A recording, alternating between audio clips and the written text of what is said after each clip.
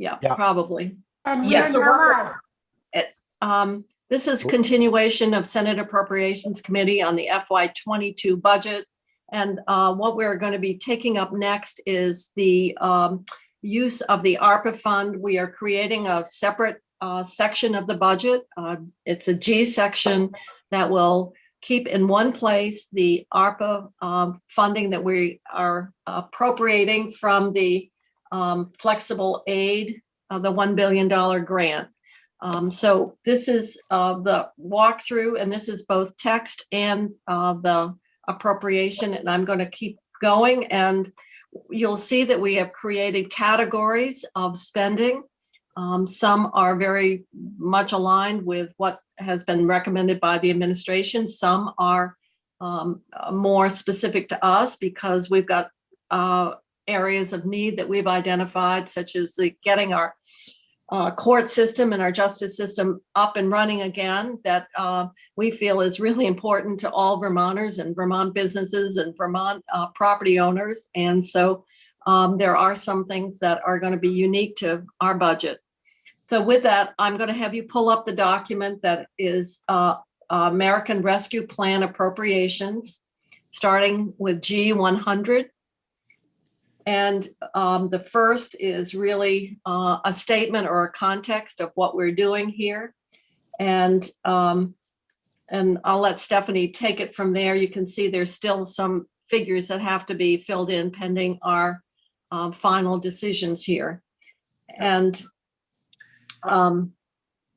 so that, do you want to take it from here, Stephanie, in terms Sure. of what we're doing? Sure.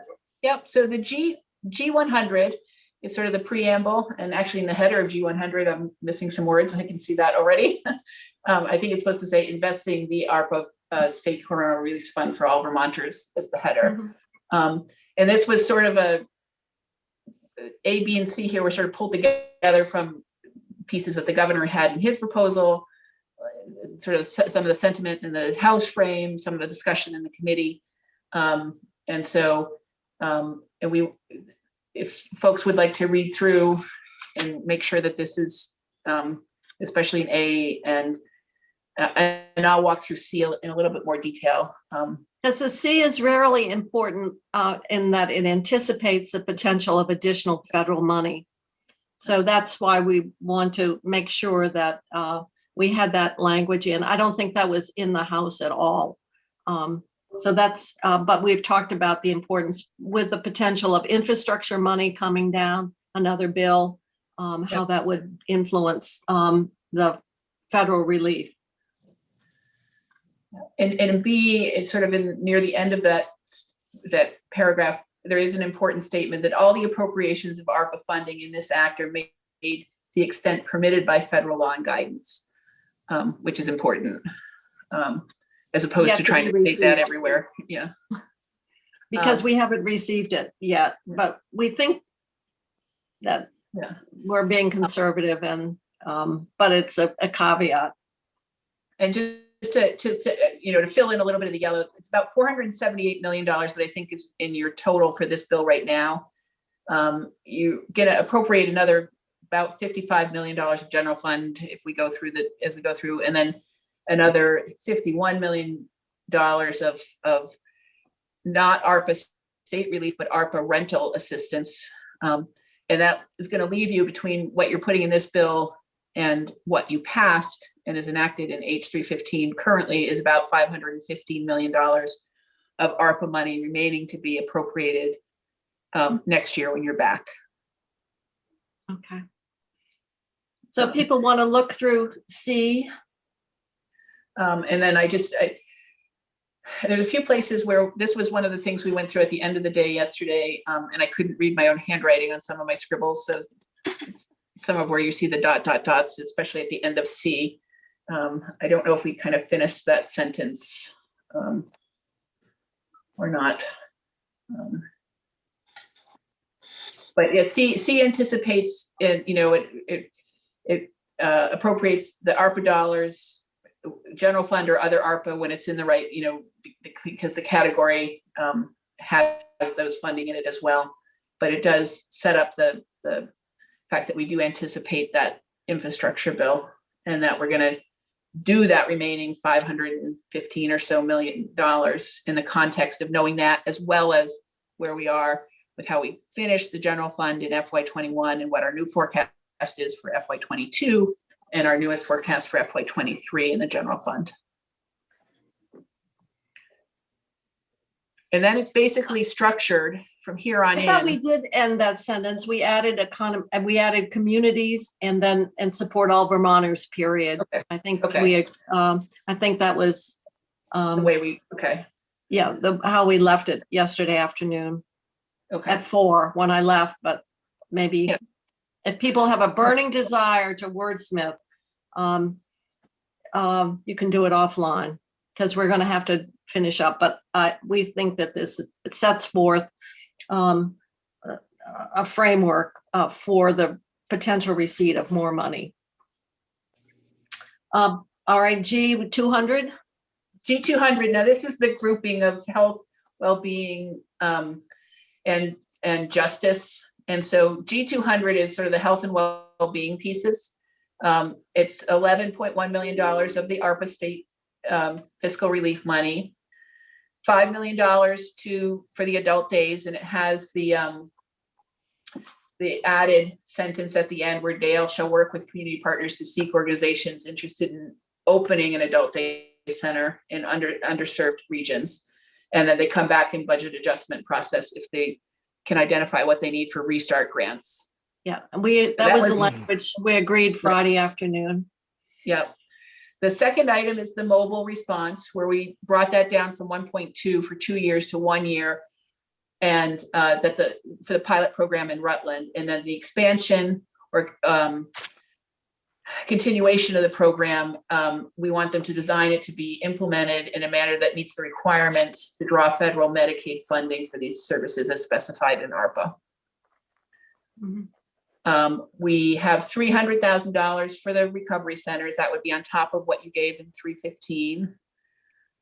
This is a new item, the 3.7 million. This is requested by the Senate Health and Welfare Committee, 3.7 for the parent-child centers for capital and program improvements. Can that be used for opening new ones? No, No,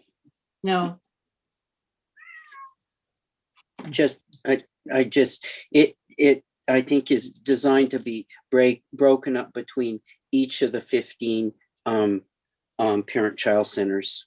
You know, I just speak for my own. My own is had a deficit budget presented to the board, so COVID's had an effect. you feel that we need to have language that says we aren't funding any new ones? The Dale was done because those two areas, the program shut down. Yeah. I'm not aware that there's any, and besides, they couldn't even get established before this money would go out. They don't exist today.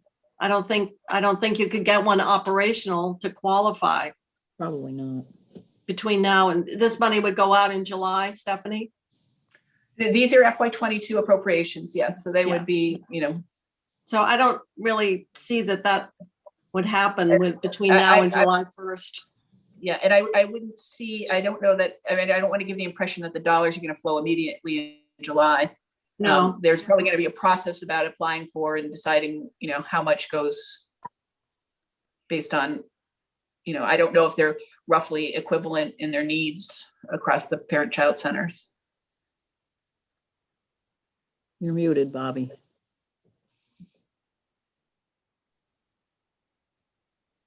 You're still muted. You're still muted, Bobby. Yeah, number 4, is that written properly? what do you mean? Bill, where are you when we need you? I'm here. Yeah, I yeah, had to take no, a- it's got, I had to take a It's got tick off too my many dog. twos No, in that it, you need I to take think. out the 2 before the Yeah. 4. exactly. You've got too many prepositions. Yeah, Which number am I in at the moment? Number 4, to parent-child centers, 4. You've got 2-4. You need to get rid of the TO, 2. Oh, 2. to the Department of Children and Families for one-time grants to parent-child centers. Get rid of the last two. The last two, the two after the center is not the one. Yeah. Okay, so Yeah. Right. wrong. Uh-huh. Correct. Okay. Yeah. Okay. Yeah, you're right, Bobby. Maybe the editors would catch it, but, I hope so, but it's good to catch it now too. okay. And then we have $1 million going through DCF out to the food bank for food purchases.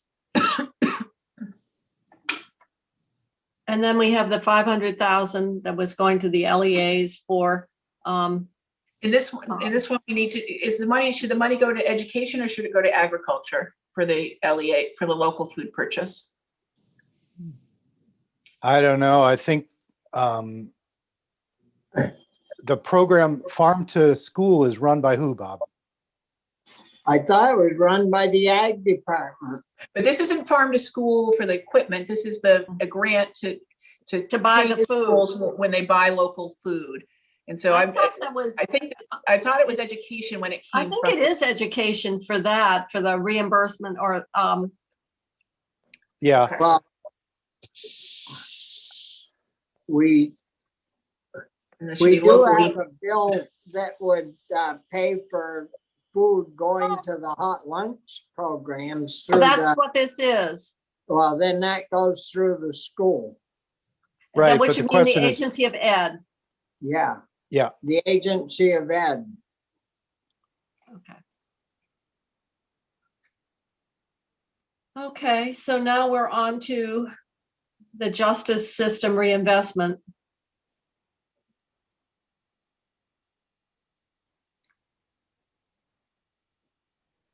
So G201 are the justice system investments. So $6.4 million total across 4 entities. Number one, $9 million to the judiciary, and that's we've rounded the numbers from the plan that was submitted That's all right. from each of the entities, and that covers the first 2 years of the plan was submitted by the judiciary. So you're appropriating, in this case, you're appropriating money across 2 years. You're appropriating in 22. It'll carry forward and be. Eric had some language. Did you He get did. that? That's actually a good point. He had language that goes here, and I missed that yesterday. So about how they can use the dollars, what they can. Well, that a portion goes to magistrates to help clear up the backlog in the child And the- support. and then a the portion, six- the 6-member juries to clean up Mhm. the civil Okay. backlog. So we will add that Eric section here. That's we meant to do that. We knew it was coming with this dollars, and I forgot to do that. No problem. I just wanted to Were make we sure. it doing gets in anything there. with, Dick, were we doing anything with evictions? No, but we could add something to that too. Well, I just know that on the I civil mean, that's side, part of the backlog on the civil side. I know. We were concerned that they wouldn't do anything with the magistrate side. That's why the Senate Judiciary Committee recommended the language, because the huge backlog in child support cases huh, comes out in other places in the system. I can't imagine but I imagine with a moratorium on evictions. Oh, they're Yes. gonna get hammered. That's where that's where the retired judges would come in, Yeah. my understanding, that they've got Yeah, a number of retired judges too. We're ready to hear those. all right, so you don't think we need anything around I evictions? think we then? could do that. I mean, we could use similar language that Eric drafted if you want. And include evictions? Yeah, what would, I mean, it just would say a portion of this money is to be, I don't remember the exact language Eric used. You could almost just take that Right, and say no. eviction. Yeah. Instead of 1, 2, it'd be 1, 2, 3. Okay, Be a all good- right. be a good idea with all the land. It's So all, yeah, if you can read it, Stephanie, I can So go. it's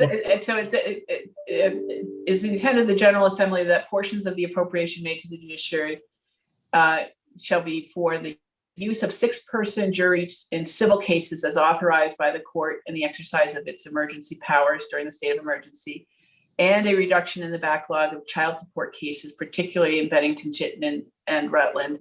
And then we would say, and a reduction. And Eviction moratorium. I don't know what the right word, but Well, I would say Deluge. eviction backlog. To It's address- just the to same as child address- support. Yeah. To address it, to be used to address eviction backlog somehow. Mhm. Yeah, the eviction backlog. To address the backlog of eviction cases Due to the moratorium. due to the moratorium. Okay. So I'll add that as a number 3 to the ERIC language. Okay. Fine. Okay. All right. The second one is to the state's attorneys. These are all just rounded off and they're for the Yeah. 2 years. So the state's attorney's one, you explicitly excluded what they had in their ask for the 12 victims advocate edition. And Yes. so you are including the victims advocate coordinator, but not the 12 Right, interim which positions. is Okay. what the person from the VSEA who testified in front of the committee said was absolutely needed. And the assistants can provide that help to,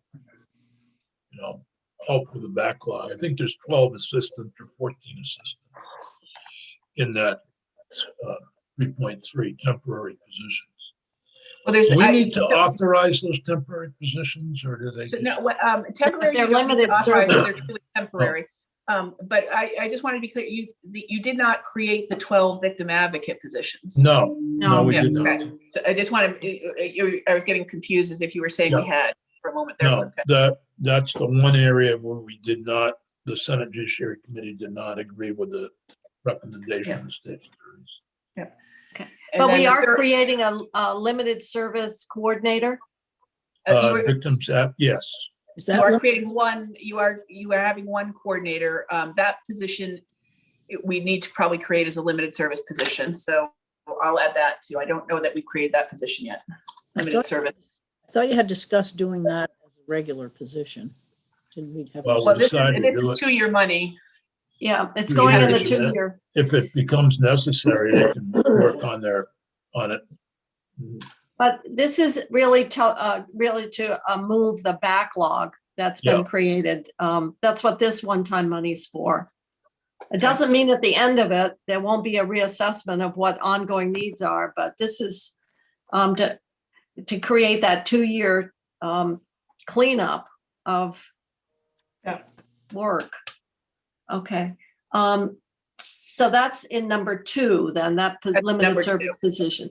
Number 3 is that was based on the Defender General's request. Yeah. Number 4, Number Next. 4, two pieces going through crime victim services. It's $200,000 for one-time grants to the Domestic Violence Network. I'm not sure if I've stated the title of that network correctly. It'd be the same as you had in the language way back when, in the big bill where we did 150,000. Yeah, we didn't actually, we just added that into their base appropriation in crime victims with the Right, direct, but we didn't, okay. whatever then- language you use then would be the right language for. she didn't use it though. It's just in the base in it with the annotation, but I'll get the right annotation. And then Right, one. by the way, I did get it confirmed by people from the network that it was, the last time they got an increase in their base was 2008. Oh, you were right on that. My first You were correct. answer was Sanders. correct. I just couldn't believe it had been since 2008. Oh, time marches on. Yeah. Okay. So we'll make sure we've got the right terminology there. But that finishes up getting our justice system. Yeah, so and the last 1.2 here is the same as the House. It's not being deposited in the crime victims compensation fund, but it's going to be available for compensation. The same So manner my- as the. Is this heading all right to people? Yeah. Justice system investment, or should we make it more related to startup from the pandemic? I'm just wondering if people have Justice system recovery. recovery investments from the pandemic. justice Yeah. recovery That's nice. investments due to Recovery, COVID or something. I mean, that's exactly what the 1.2 million will be, as I understand it. That's people are suddenly so- going to have cases you're- settled, you're- they're going to need restitution. your sort of preamble is sort of these transformative type of investments. And Yeah. so it is a response plan that's meant to sort of transform. Yeah, Right. okay. Well, all right So- then. And Stephanie, when we're looking, I know you're going to change the name to the correct name for the network, but there's also another typo in that line of 4A. Shall be used for grants, To the, so is to the, okay. Mhm. sometimes there's too many twos and sometimes there's no twos at all. Yeah, you put the extra two, yeah, that's where the extra two goes. Yeah, right.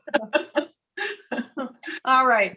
Let's keep going then. Does that look all right to you, Senator Sears?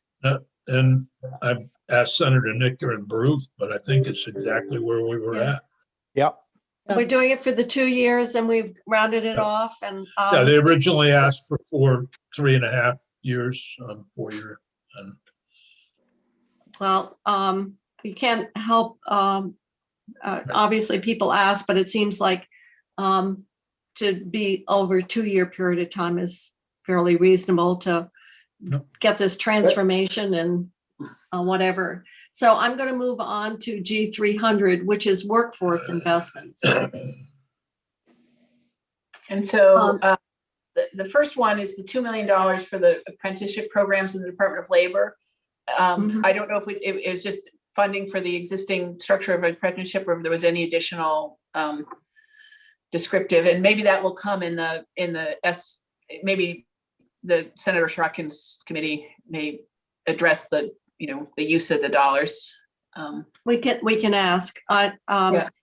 It was something that they wanted. We think it's good because it does support apprenticeship, and so hopefully we'll do the money. And I believe those go to the Department of Labor. Those are administered there. Yep, that's Okay. where the dollars are being lodged. All And right. then- So why don't we just keep that the way it is, and we can ask Senator Sorokin to, if he feels there needs to be more specificity, then he can do it in the H-159, is it? Yes. This one, Okay. yes. The number 2 piece here is the $1.85 million. It's running through Department of Forest and Parks because that's the sort of most direct route for funding for the Youth Conservation Corps, which is the lead on this is youth employment, the Vermont Serve, Learn, and Earn program that they submitted a request for, and they're doing that jointly with several other community organizations.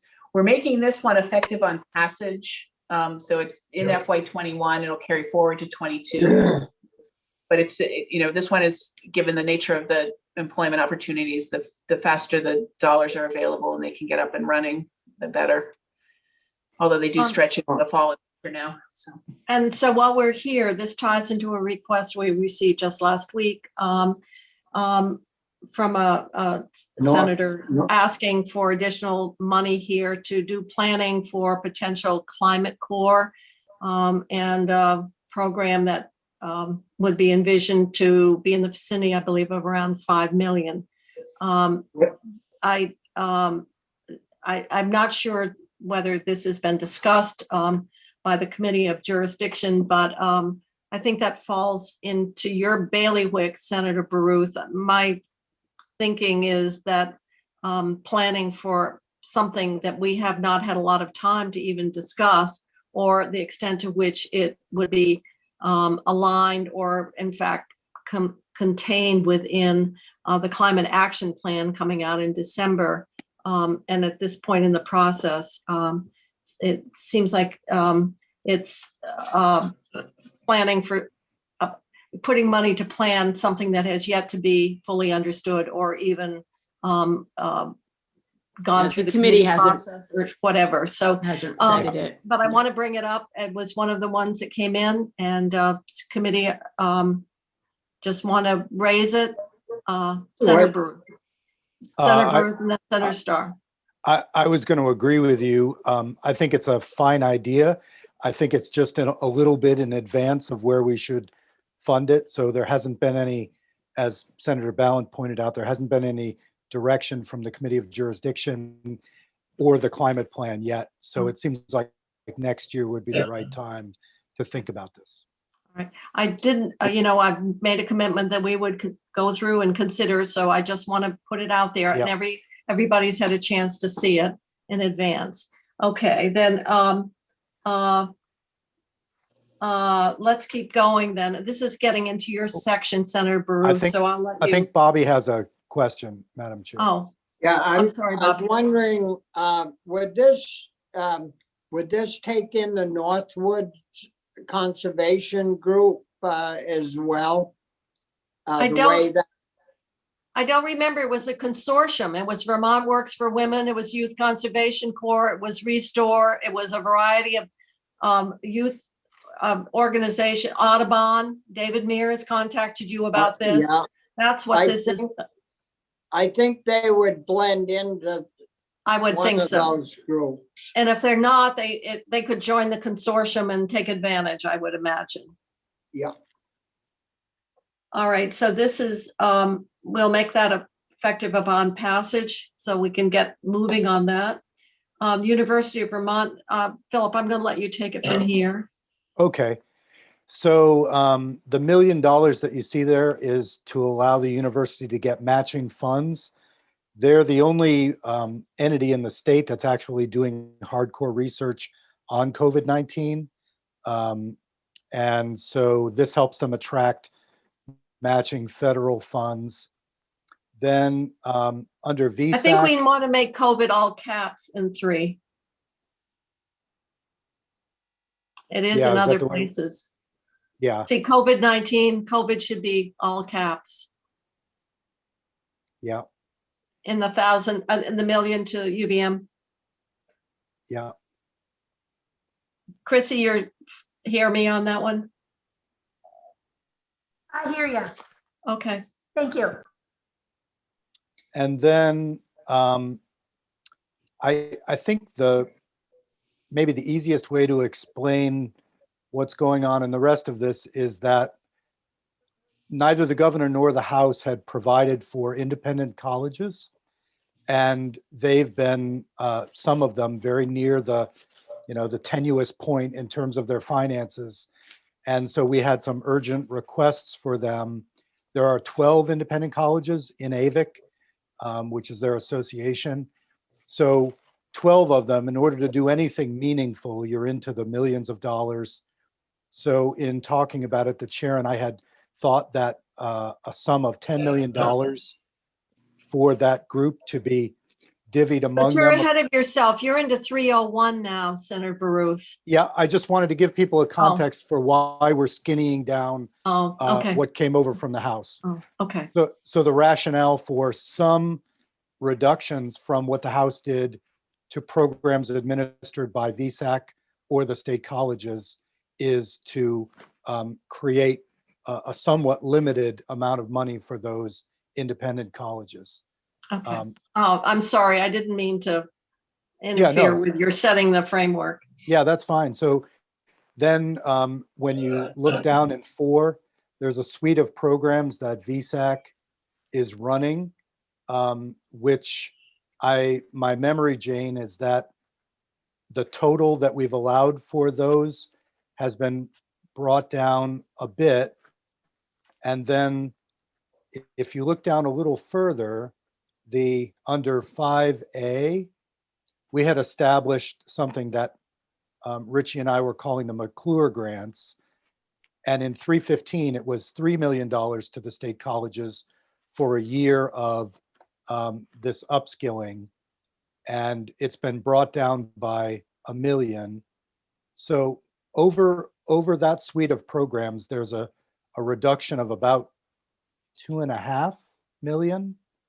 And then in terms of the state colleges, down below,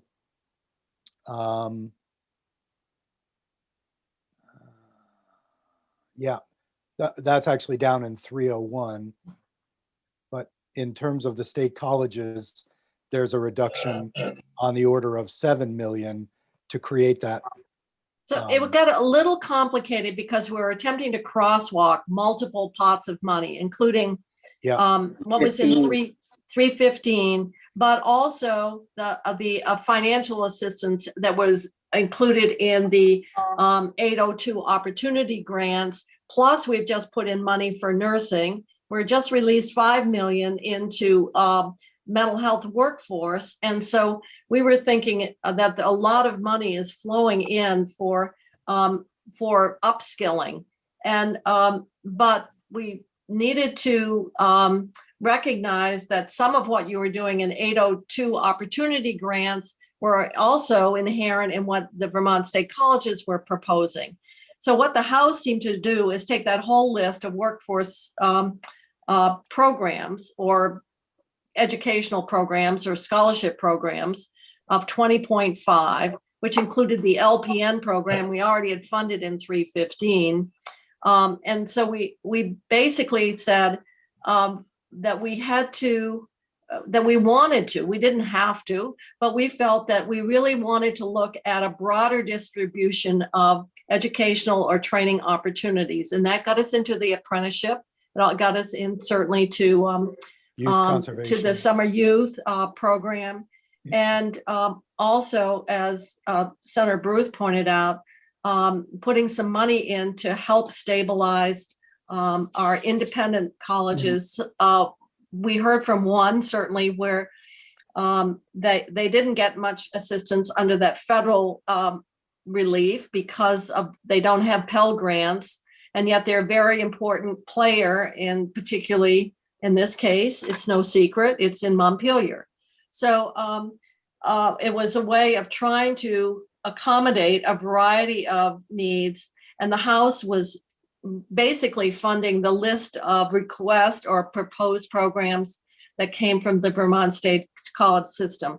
But I want to be clear, we are not doing anything to remove any of the funding needed to support the state college system as part of its transformation plan, or removing the 5 million increase that the House put in the base. What we're doing is saying, we, out of all those ways that you would provide education or training to Vermonters, we're selecting some, but not the whole list, because we want to fund a broader range of training opportunities. So I want to be clear, the transformation money is intact. This is just what would be the role, or how would the Vermont State College provide additional education or training to Vermonters.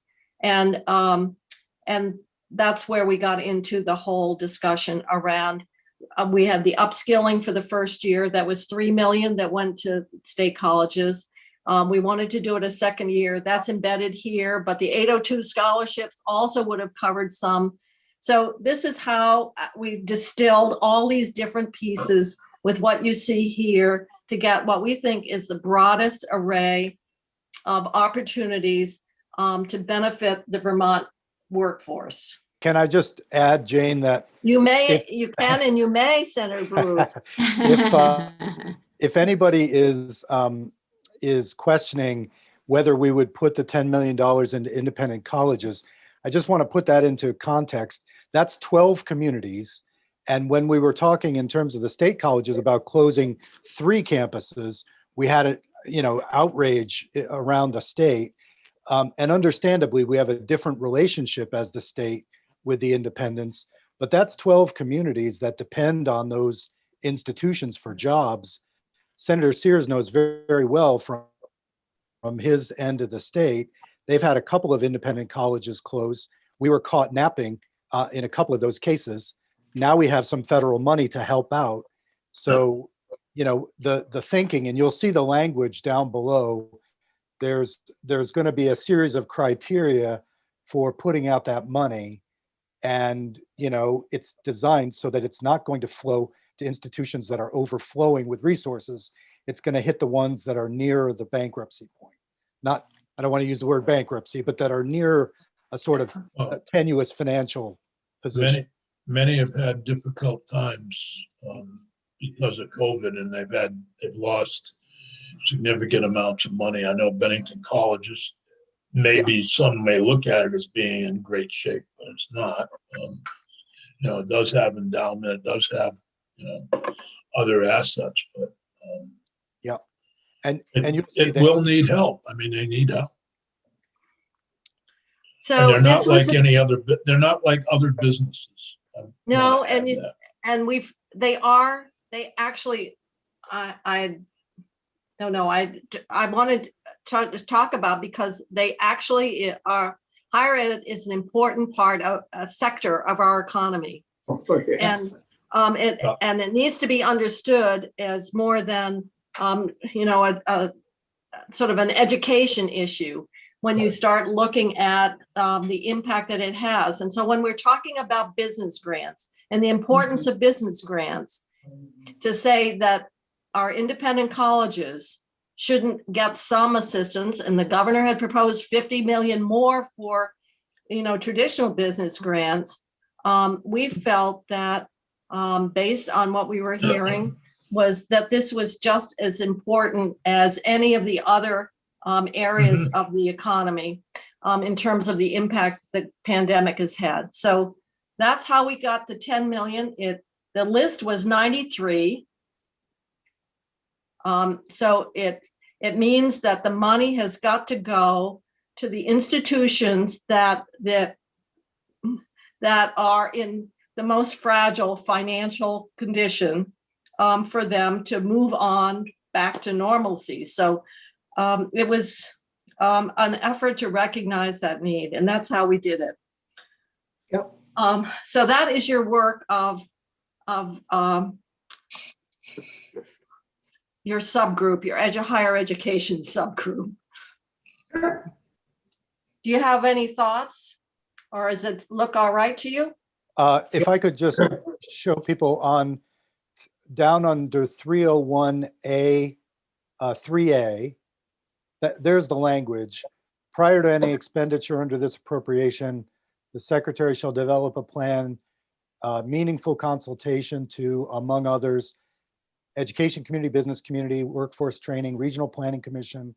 This plan shall consider the various needs, the availability of alternative resources, and economic contribution they make to Vermont. So there's going to be a certain amount of vetting, but I imagine some money would flow to all of them, but prioritizing greatest need.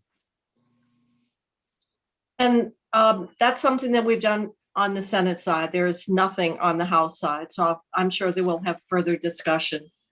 But you can see the other part of 301 is, the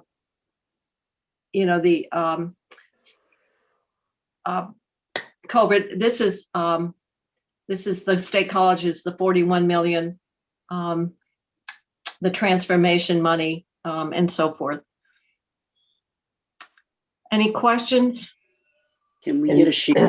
It'll be on the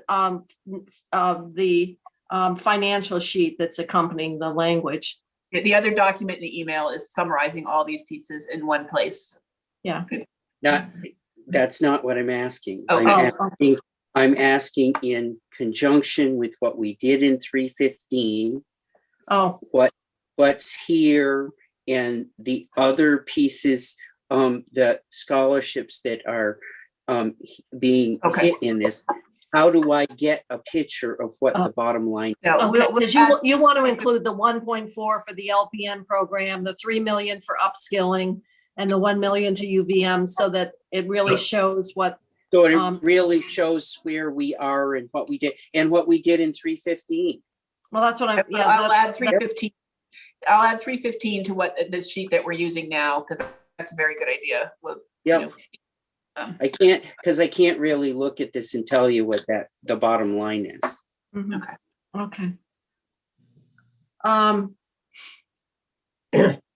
So this is how we attempted to get to what we're proposing here, and it was a lot. As you can see, there are a lot of intersecting pots of money, and how they will all come down. And which secretary does A refer to? Well, that they did the same thing that they did with the other one, with we have to figure out. Who did we do it before? Who did we make? Because we helped AVIC before. But I think you just gave it to the Secretary of Administration to give to AVIC. Secretary of Administration. Well, then they can. I guess we should do that, and then they can set up however they want to administer it. Yeah. To set up this review criteria. Yeah. I think Secretary Young said she was anxious to get another committee to chair. Yeah. Uh-huh. Good thing you're not reading your emails right now, Jane. It seemed like you were fishing for a response to that. I thought I would throw it out because she's obviously been tasked with several very significant commissions. So we'll leave it with the agent's Secretary of Administration, and then they can delegate to however they want to make it work. Maybe DFR, they do a great job. Yeah, I think Michael would look after that well. Or OPR. OPR does a good job. We could. Well, we can Chris have it. Winters. Okay. Just give it to Chris Winters. I have one Chris can question handle though. B says the department shall also provide. We don't have a department. Okay, we'll do I that. think the agency, right? Yeah. Yeah. Yep. Yeah. Okay.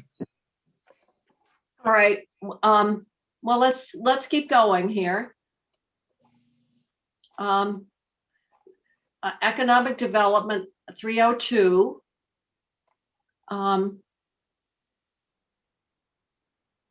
And a lot of this is influenced by the recommendations from our Economic Development Committee. So we can run through this. And it's 56.5 as follows. So do you want to run through it, Stephanie? Sure. The first one is the 1.5 for the Downtown Transportation Fund. I have that going to Agency of Transportation, but that fund is actually administered by ACCD. So I'm going to actually change. It's going to be Commerce and Community Development Agency. Chris Okay. pointed that out to me. And this is one we're actually having it appropriated and done consistent with the Downtown Transportation Related Capital Improvement Fund. I should put the word fund in there too, missed that word. But not transferred into the fund because we're not going to transfer the ARPA dollars that way. We're direct appropriations, okay. 11 million goes to brownfields revitalization, and that's something that we've talked about. It goes with the 315 H315 where we put the ACCD, the DEC brownfields money. Yeah. Working lands, that goes on top of the 3 million. And yeah. That's in 315. And then 500,000 is, we put that in, that was a request because because of the impact the pandemic has had on the opening and of our fairs, and they're supporting a lot of infrastructure costs. The Council on the Arts, and that was the digital presence, but is it, okay, that was, I think, the same language as the House, wasn't it? I think you might have, it's very similar. It's the same purpose. I don't know if it's drafted exactly this way. Oh, okay, all right. 11 million. So No.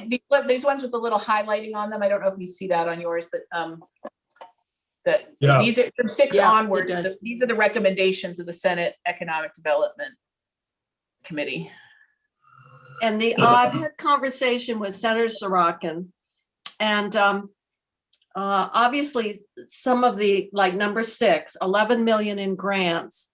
The committee is going to be working tomorrow and Wednesday to develop language or criteria around what these grants would be, how they would go out, or what they would be targeted for. So we're putting the money here, but the language for any of them, just like with business grants, they had the criteria for application consideration. We are looking to economic development in the next couple days in that other bill. We'll put the money in the budget, but the language on the policy around the expenditure would be done by economic development in that economic development bill. Senator Sears. Without stepping on toes, I've heard an awful lot this weekend. I spent a lot of time Sunday trying to respond to constituent concerns from the lodging and travel industry. And they felt that in the governor's plan, there was 50 million, that now they see it cut 20 million this year, 20 million next year. And that, but even more than that was they had not been heard in terms of how can they be eligible. They're concerned that many of them won't be eligible for these grants because of the way the language reads.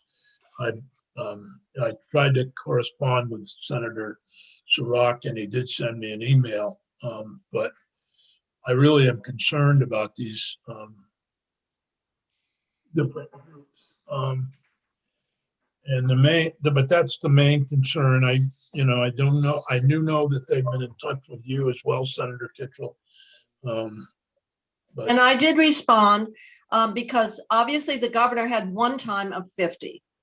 The recommendation that came to us was to do 20 and 20. Part of it is because there's so many uncertainties. For example, there's that whole pot of money in ARPA directed to shuttered venues. There's another pot of money specifically to restaurants. I was reading in the paper that the wedding planners are expecting, their big problem is they think they aren't going to be able to hire enough staff to manage the work. We've got the PPP money. We've got the tax policies that are not counting income. Some states are. So it's like higher ed in some ways. There are a whole lot of variables, but I know that there is concern about the parameters of the policy that economic, and then they've been spending a lot of time. I'll have to defer to Senator Ballant. She's on that committee to try to make the grants go out in a way that they are assisting the businesses where the need is the greatest. I feel we've deferred to that committee to set the parameters around the grants. I believe that Senator Sorokin is having that testimony as part of the work that they're doing. Too. And so they will have an opportunity to offer their thoughts as to how the parameters should be changed from how they were included or in 315. I will Yes. send the members of this committee, including everyone, the 4 acts from this group, which include the concern that using a formula to cover 2020 costs just doesn't work for many of them, being based on tax losses in 2020. But there are 4 points raised, raising the cap from 150,000 to 300,000. Yeah, I got the same email. You did, okay. I think we all did. Well, I don't know. This is from Patty Comline, so. Oh, well, Patty's their lobbyist. Well, I mean, I had someone call me, an inn owner. He said, well, I'm calling you. I'm not sure why, but Patty Comline sent out a message that we should contact. I said, well, I think this is probably what you're calling me about. So I know that they've been doing a lot of lobbying. I thought, it was interesting. And I don't know how the information's gone out, but the email that we got was sort of defined as our grants. Well, our grants could be, they're not targeted to any particular sector.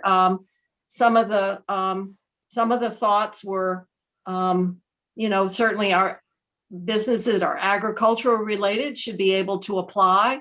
Other businesses should apply. So the only thing I can say is Senator Sorokin is well aware of the complaints, what they're requesting, and he's taking testimony to consider them.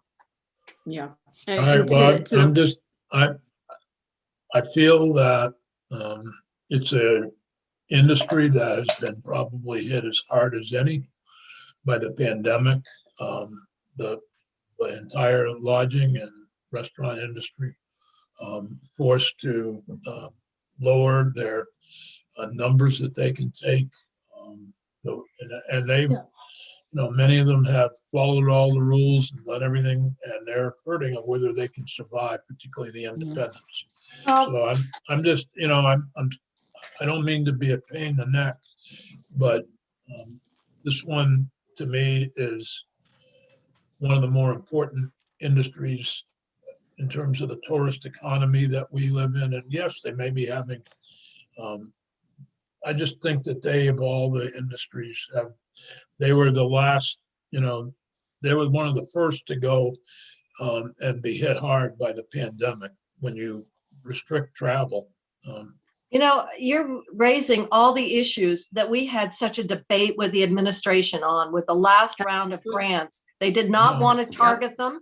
And we came back and we had several rather difficult conversations because the first round of grants just went out and many, many businesses qualified that had no, really had, you looked at them and you could say, how can they be, fiscally in peril? But that squarely is their concern about whatever formula is used to determine who's eligible for grants. Their concern is that some of those businesses you just spoke of, Madam Chair, will get grants and they won't be eligible because Okay, well, I don't think that is Senator Sorokin or the committee's intent. So they'll have to look at them. Becca, do you have anything you want to add? Oh, just, to go back to your point, Jane, I think the reason why in the emails they're referring to them as our grants, I think they had been led to believe by the administration that there would be particular money targeted to that industry for all the reasons that you've mentioned, Senator Sears, and that you've mentioned, Madam Chair. And so I think there is this sense that they have been left behind. And so I can reassure you that both the chair and the vice chair are very much aware of this issue, and it's a concern that they have to make sure the money is going to those businesses that are most in need of it. So I will follow up with Chair Sorokin and reiterate what has been said here. Okay, Senator Starr? Yeah, and on them, I hope you and Michael and his crew in Commerce does do that. But number 6, is there, how is that money there going to get passed out? That is something that they are going to have to put language in that bill, 159, in terms of what should be the review, how to avoid a conflict of interest. Obviously, RDCs are very involved in the development of these proposals. It's hard to sit on the other side of the table and say, these are the ones I'm selecting. There's inherent conflicts there. And so there needs to be a process that assures equal. And I realize this is difficult because the impression has been given as though projects have already been pre-selected for funding. Right. And that is highly unfortunate because they are examples of what might be funded, but from a general public perspective, when you read it, whether we're talking about the Yellow Barn in Hardwick, or we're talking about the Putnam Block, or we're talking about the hole in the ground in Newport, those decisions have not been made. And there needs to be a good process that weighs them all out. And that language is part of what I've asked Senator Sorokin to include in 159, because there's been concern about how to do it in a fair, equitable, and where you don't have a conflict of roles in terms of who's helping and who's deciding. And I'm saying it very bluntly. I know everybody's listening to me, but our concern is to have a process that has integrity and that all applicants are treated fairly. Yeah, that's right. And that it's not just about the connections that you have, Jane, that you get to be first in line for something. Well, hopefully that's the way it works. Unless it's in Essex or Orleans. So so that language is to be done in another bill. And I will also say to people that, that the House budget included none of these grants. Right. So, so there's going to have to be negotiation with the House Commerce Committee in terms of what these rules might be. But the bottom line is there wasn't any funding in the bill. So I'm going to keep going, but that's the answer to your question, Senator Starr. No, that's very good. Okay, so the 20 million is, I think, for business grants. Isn't that what we want to put there? I forgot to type in the words economic recovery grants. Oh, okay. All right. But And that's in then- there now. Okay. When will we see Senator Sorokin's language? He wants to, he will have it either, they'll finish it up Wednesday. Okay. So When- it's moving very closely to when the budget will go out. I just hope they're paying attention to who really is hurting and who's not. Yeah, But that'll let you out of the race for any money, Richie. it becomes very hard, as we know, to try to make this as strategic as possible. And a lot depends on the criteria and what you define as a loss. I mean, there were a lot of losses before the COVID pandemic. If you had a good tax attorney, you obviously, that's all part of it. I understand that, but COVID has produced winners and losers, and in big many time. ways. Yes. I personally would tell you banks didn't get hurt a bit, but if you're and this is speaking to you, Bobby, if you're somebody that is a landlord and you've got a tenant that's not paying, if you you're behind on your mortgage 2 seconds, No. the banks still charge you late fees and you can't kick your tenant out. I know, that's one group, and I remember Josh Hanford talking about this, some of the very tragic situations, and these are probably Vermont's smallest businesses. Yep. In terms of property owners who can't sell the property, are experiencing loss of income, damages. And so there's a whole host of, and then others are not in that situation. So we're going to have to leave it up to the economic development to weigh it out. But I will say that the ARPA grant, not included in the one we're talking about, that was 25 billion for restaurants, bars, and eligible providers of food and drink. And it allows for a loss up to 10 million per entity or 5 million per location, and how the grants are calculated. So I just want to remind people that there within that federal, just like there was money set aside or for specific to childcare, there was money for small businesses in that ARPA grant. So what we're doing here is only a piece of what is available. So maybe people can sort it out, but I just want to say that this is a discussion within that larger funding bill. So I'm going to keep going because it's 1:42 and we have a deadline here, and I intend to meet it, even if I exhaust you in the process. Thank you. Thank For you. What for that. about yourself? We're on number 8. Or on number 8, that's right. So And this is, sorry. again, this connects back. We did $500,000 to micro business in 315. The House was hoping that they would add 2 million on top of what we did. Our economic development said go with the 2 million. So This is in one. total, so this is the difference. And don't forget, we did put 200,000 into the base for the program operation earlier in the budget. So this is the additional funding that is not for program administration. So 1.5 here, plus the 500,000 and 315 is the 2 million. Yep. Next is number 9, Yeah, and that's, I do have a question about that. mhm. And maybe it's for Becca or Jane. So back a month and a half, 2 months ago, I was talking with ACCD, and they were happy to work with the Office of Engagement, but there was a dispute about who should be giving out grants.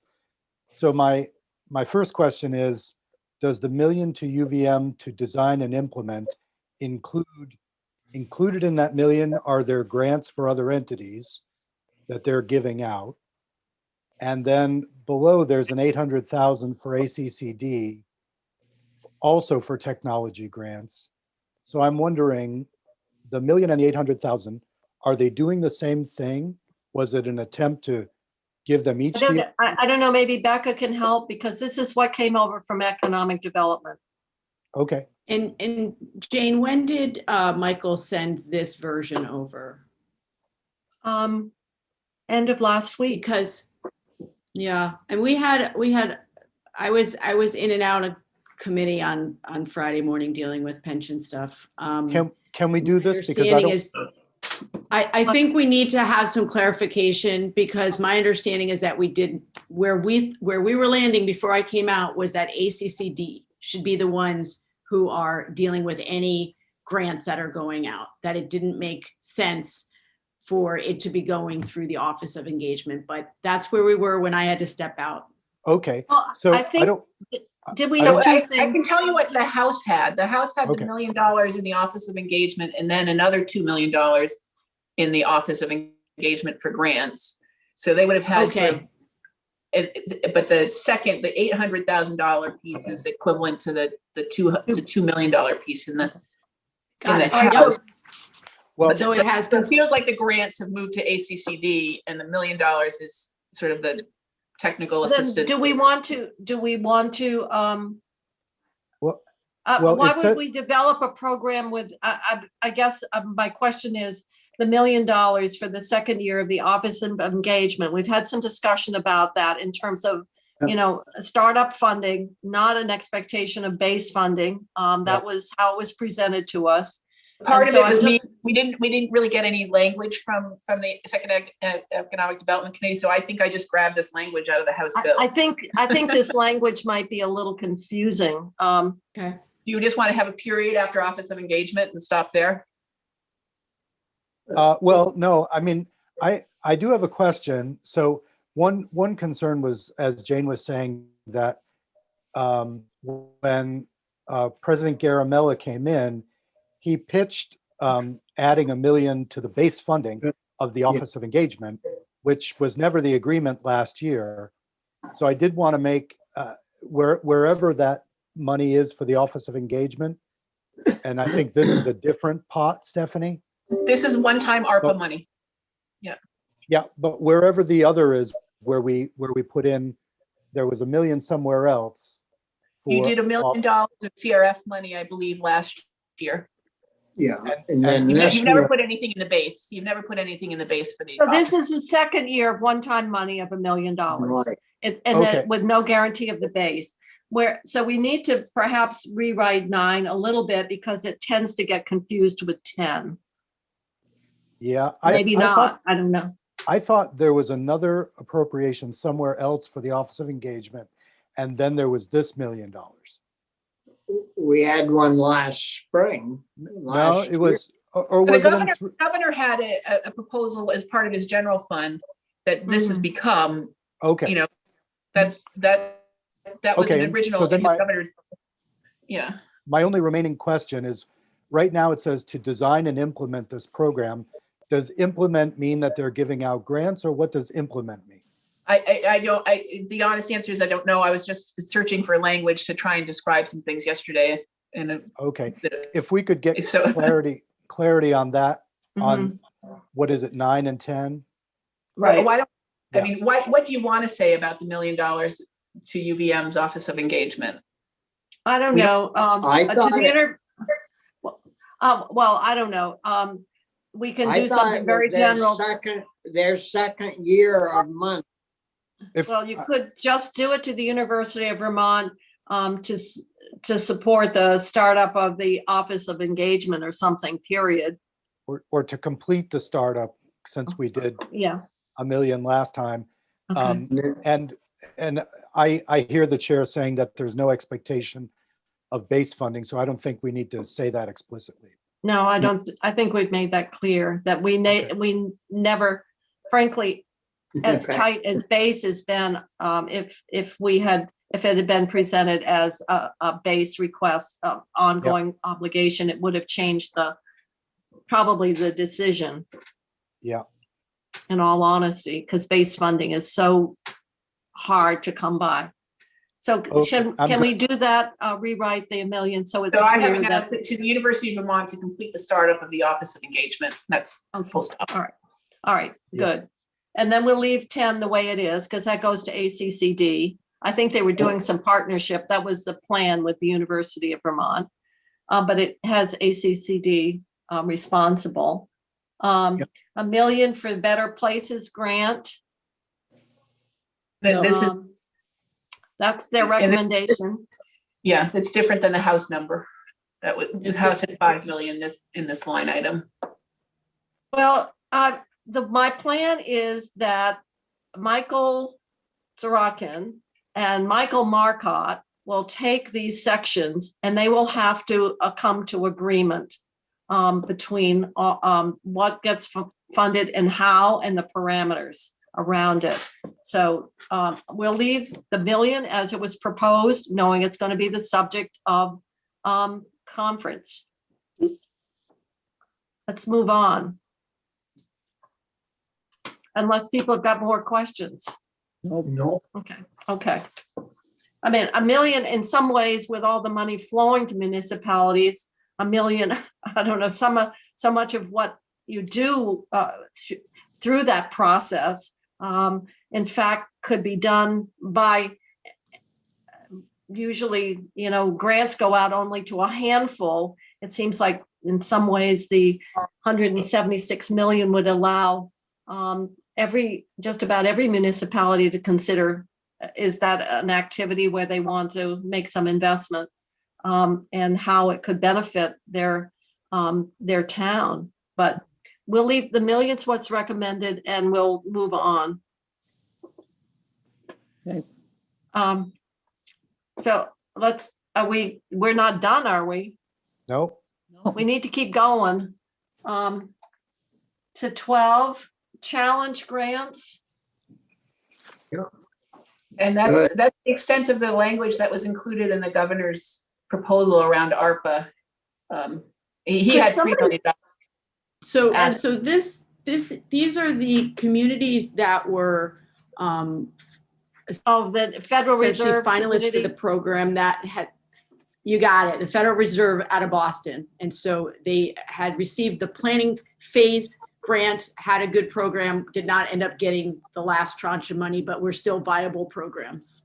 Okay, so that was a proposal that was advanced and because of the Federal Reserve, all right? Yeah. And then why do we have sent 150 to the ACCD for IPOC grants? Are these business grants, business development grants? That's right. That's right. And it goes back to when there were, we had the programs available last year for women-owned businesses. Women and under that. minority. Yeah. Exactly. And what we realized is, even just getting the word out about how to apply for them was problematic. You had many businesses that never found out about it. And once they did, the money was gone, didn't have the technical. So is this for grants or this is for outreach and technical assistance? I see that she has it listed at grants. Yeah, I wasn't sure. I mean, yeah. The email from Michael Sorokin just said BIPOC 150. So Okay. Seems like a very So- small amount compared to the need. This doesn't and have that's to do why- with the housing, right? This is for No, businesses this or is is this not- housing? These were for businesses. Rural This is business. economic development, yeah. Yeah. Doesn't sound Yeah. like much though. No, and that's why I thought it was around technical support for, Well, we got to get can we- more information from Michael. I guess we need to Yeah. find out if it is to provide technical support to businesses owned by BIPOC. BIPOC owned business. BIPOC ownership, yeah. I mean, if we can afford $300,000 for a $150,000 a year contract with a foreign trade representative, I think we can afford a little more for. Well, this is our recommendation. But we're not sure what it's for. If it's outreach and technical assistance, Well, it's yeah, not an that- unreasonable. I'm fine with checking on that, but I'm just comparing it with we're gonna give 150,000 a year for a 2-year contract with a foreign trade representative. That's the exact Yeah, same amount we're yeah. talking about We do giving want to the foreign business. trade. But that's our biggest trading partner. That's Canada. Yeah. That's somebody In in Montreal. Montreal. I Yeah. understand. I'm just saying. Yeah. The, Yeah. the figures are exactly the same. We're doing 150,000 for the Mhm. BIPOC community. If Well- that's the grant amount, We and do have, 150,000 for a trade representative. Dick, we do also have the 500,000 we put with the cannabis bill. Right. The Okay. $500,000 for BIPOC-owned startup. I understand. My point is only that 150,000 is not a lot. Didn't compared- think that I thought it was 75 for the Montreal. So he has it 75, 150, 75 over 2 years. He's got it spread over 3 fiscal years. But we talked about this yesterday. Is it better you're doing a contract, so is it better to appropriate the full amount for the contract for the period of time? Okay. But All right. can we finish up down through 15 before we go to the general fund pieces? Yeah, I would really like to keep going because we're getting bogged down and I'm looking at the clock. It's already 2, getting close to 2. So number 14 is the $1 million for the new worker, relocated worker allocation. Now, I'm just wondering whether that language is necessary if it's going into 159. So it may not be. I just, for grants, I can, the intent statement I can strike through. Do we just want to say to award For the grant? remote worker program. For the remote worker grant program? Was that what it's called? Well, they wanted it's new worker and remote worker. And I think people are calling it new worker. I just don't know what to call it I'm striking the intent piece, but just tell me what would be the right thing to call the worker program, because. Well, what is the title in the bill that we passed? We'll just go put that in. The Senate passed a bill. Senator Brock came in. We stripped out the money. It created the program. So let's use whatever was in that bill. I think it's new worker. New Okay. worker program. All right, if that's what that bill described it, then that's what we're calling it here. And then just end it after that. Yeah. Right. And then any language relative to that will have to come in 159. So they called it new, remote, and relocated. All right, well, that covers everything. Okay. And is that covering people who are already here or moved here during Corona? Or is that for really new people who come in the future? Do we know? It's whatever we passed in the bill. Okay, who knows? So I'd have to go back and look at whatever it is. It came through us and we stripped out the appropriation. I think it's to attract workers into the state. It's amazing what this just does. But, when I went to the wake last Monday down in Mass, I had people asking me about it. how do I get it? Do I need to move there? Yeah. I mean, it's just gotten a lot of Yeah. attention, which is probably worth more than, We have- Actually, publicity. the value of the free advertising was calculated in the millions. So I said, all we need to do is come up with new sexy programs every year and we'll save millions on advertising. Well, we had a ton of people come during Corona who are still here and planning on. And actually, a news article, Route 50, talked about, in fact, people are moving out into the country. A lot of what is happening is not a result of incentives. It is happening because people can work remotely. They're moving into areas where housing and other living costs are less, quality of life. And so it is for those social amenities that really are making a critical difference. So to isolate whether it's, the 3,000 we gave you to move as opposed to all these other factors, you'd actually have to have a research project and do control groups to find out, to isolate the impact. But Senator Westman, I'm going to move on after this. I just want to back up what you just said. When we broke for lunch, my Airbnb, I just rented to a couple from Fairfax County, Virginia, with one child that are coming to stay in my house for May to look for a house to move to. And all they wanted to know was, did I have internet? Yep. Well, see, and that's what the national data is showing. So we're using one time because perhaps we will find at the end of all this that a host of factors can get us to where we want to be as in terms of people coming to the state to work and live. I'm going to so we have 2 million to promote Vermont's travel. Oh, that part's Yeah. good. Okay. That's good. And then from the general fund, this is the 2-year contract, and would be the contract for an entity to represent Vermont trade interests in Montreal. Yeah, that's worth its weight in gold, really. Well, we should be able to measure that. It could help with the RPC work or RDC work. And then the seed capital, which is eligible, and that is the end of that. Yep. So I'm going to keep going. Best thing for you and me, Bobby, is get the border open. Yeah, that's for sure. Well, we've been designated free trade zone, Well, our area. So Yeah. I'm going to keep going. We've got to keep going. G400.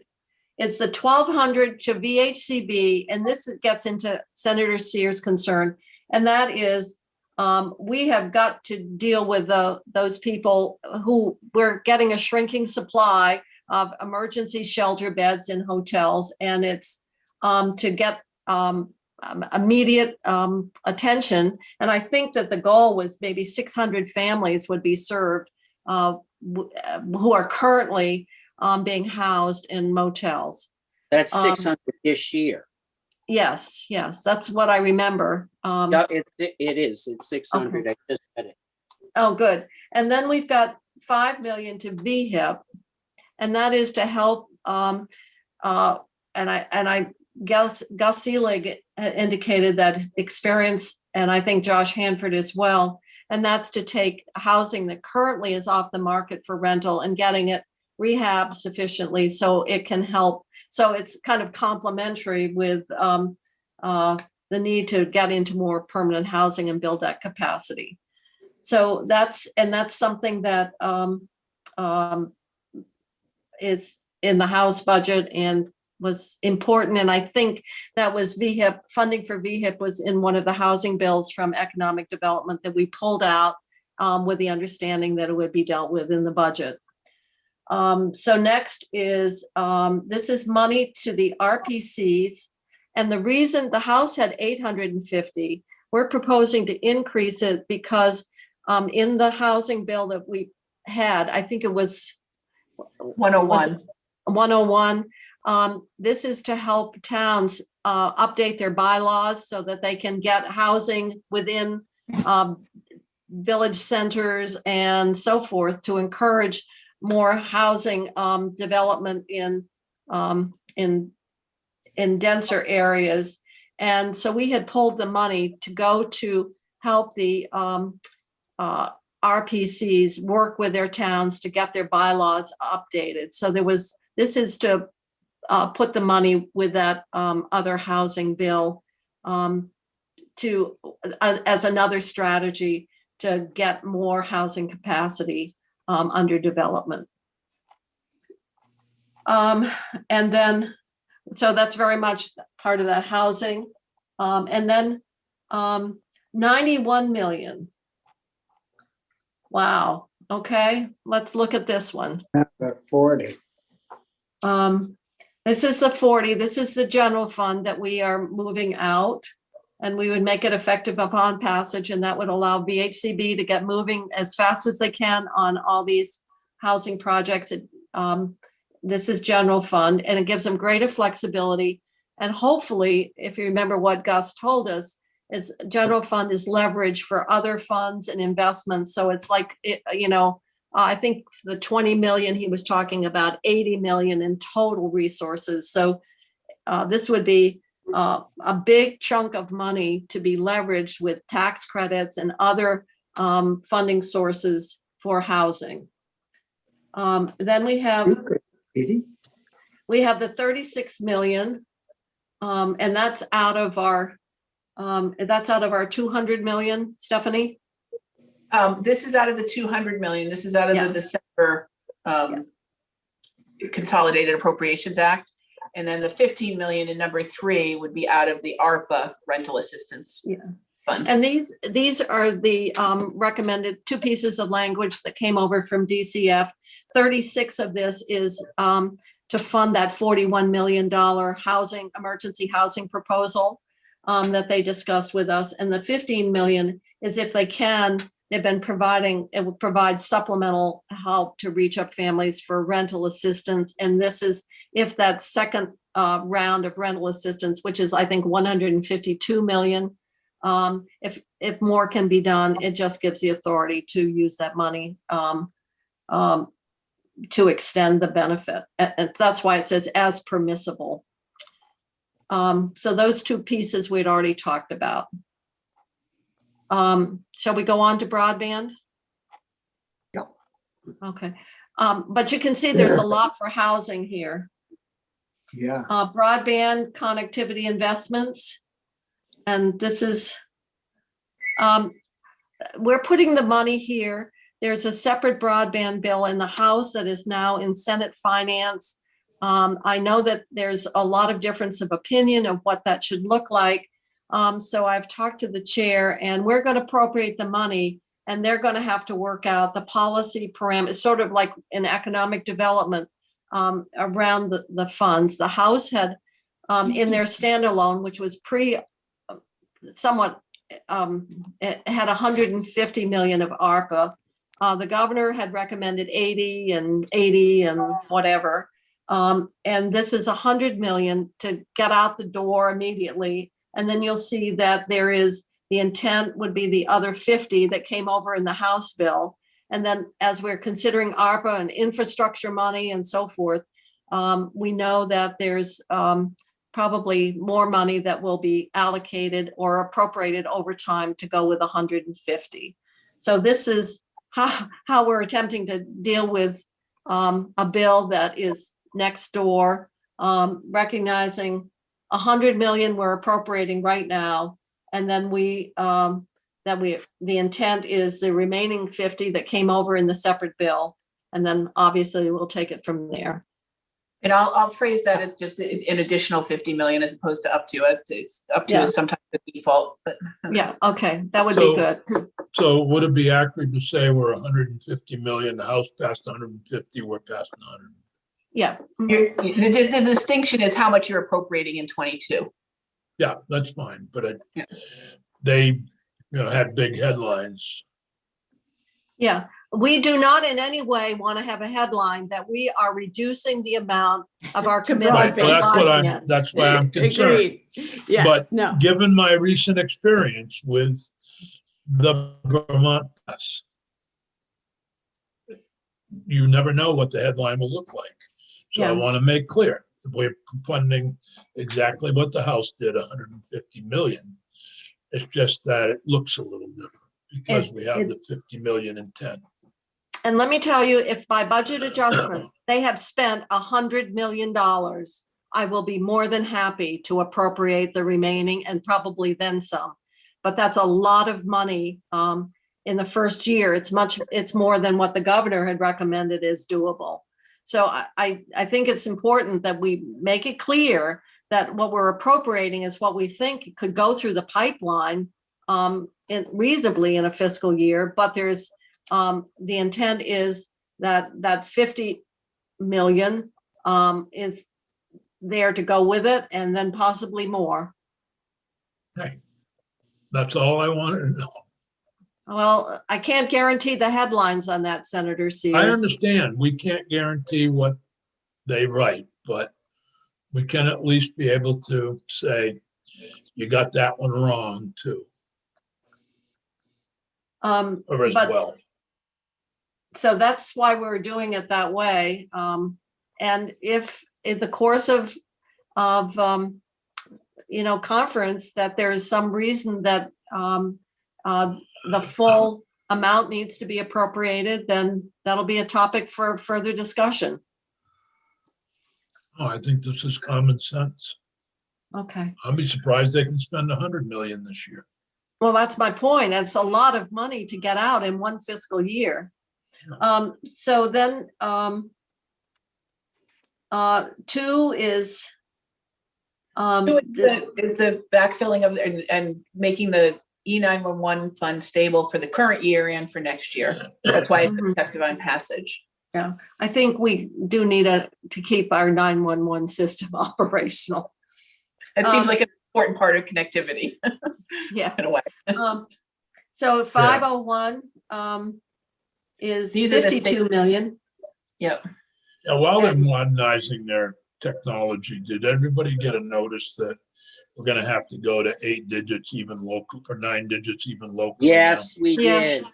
I mean, isn't that ridiculous? We're modernizing the system, but we're gonna make it more difficult.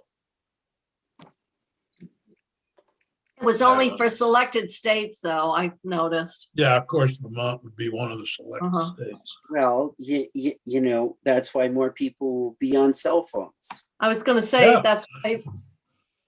Might as well get rid of your landline.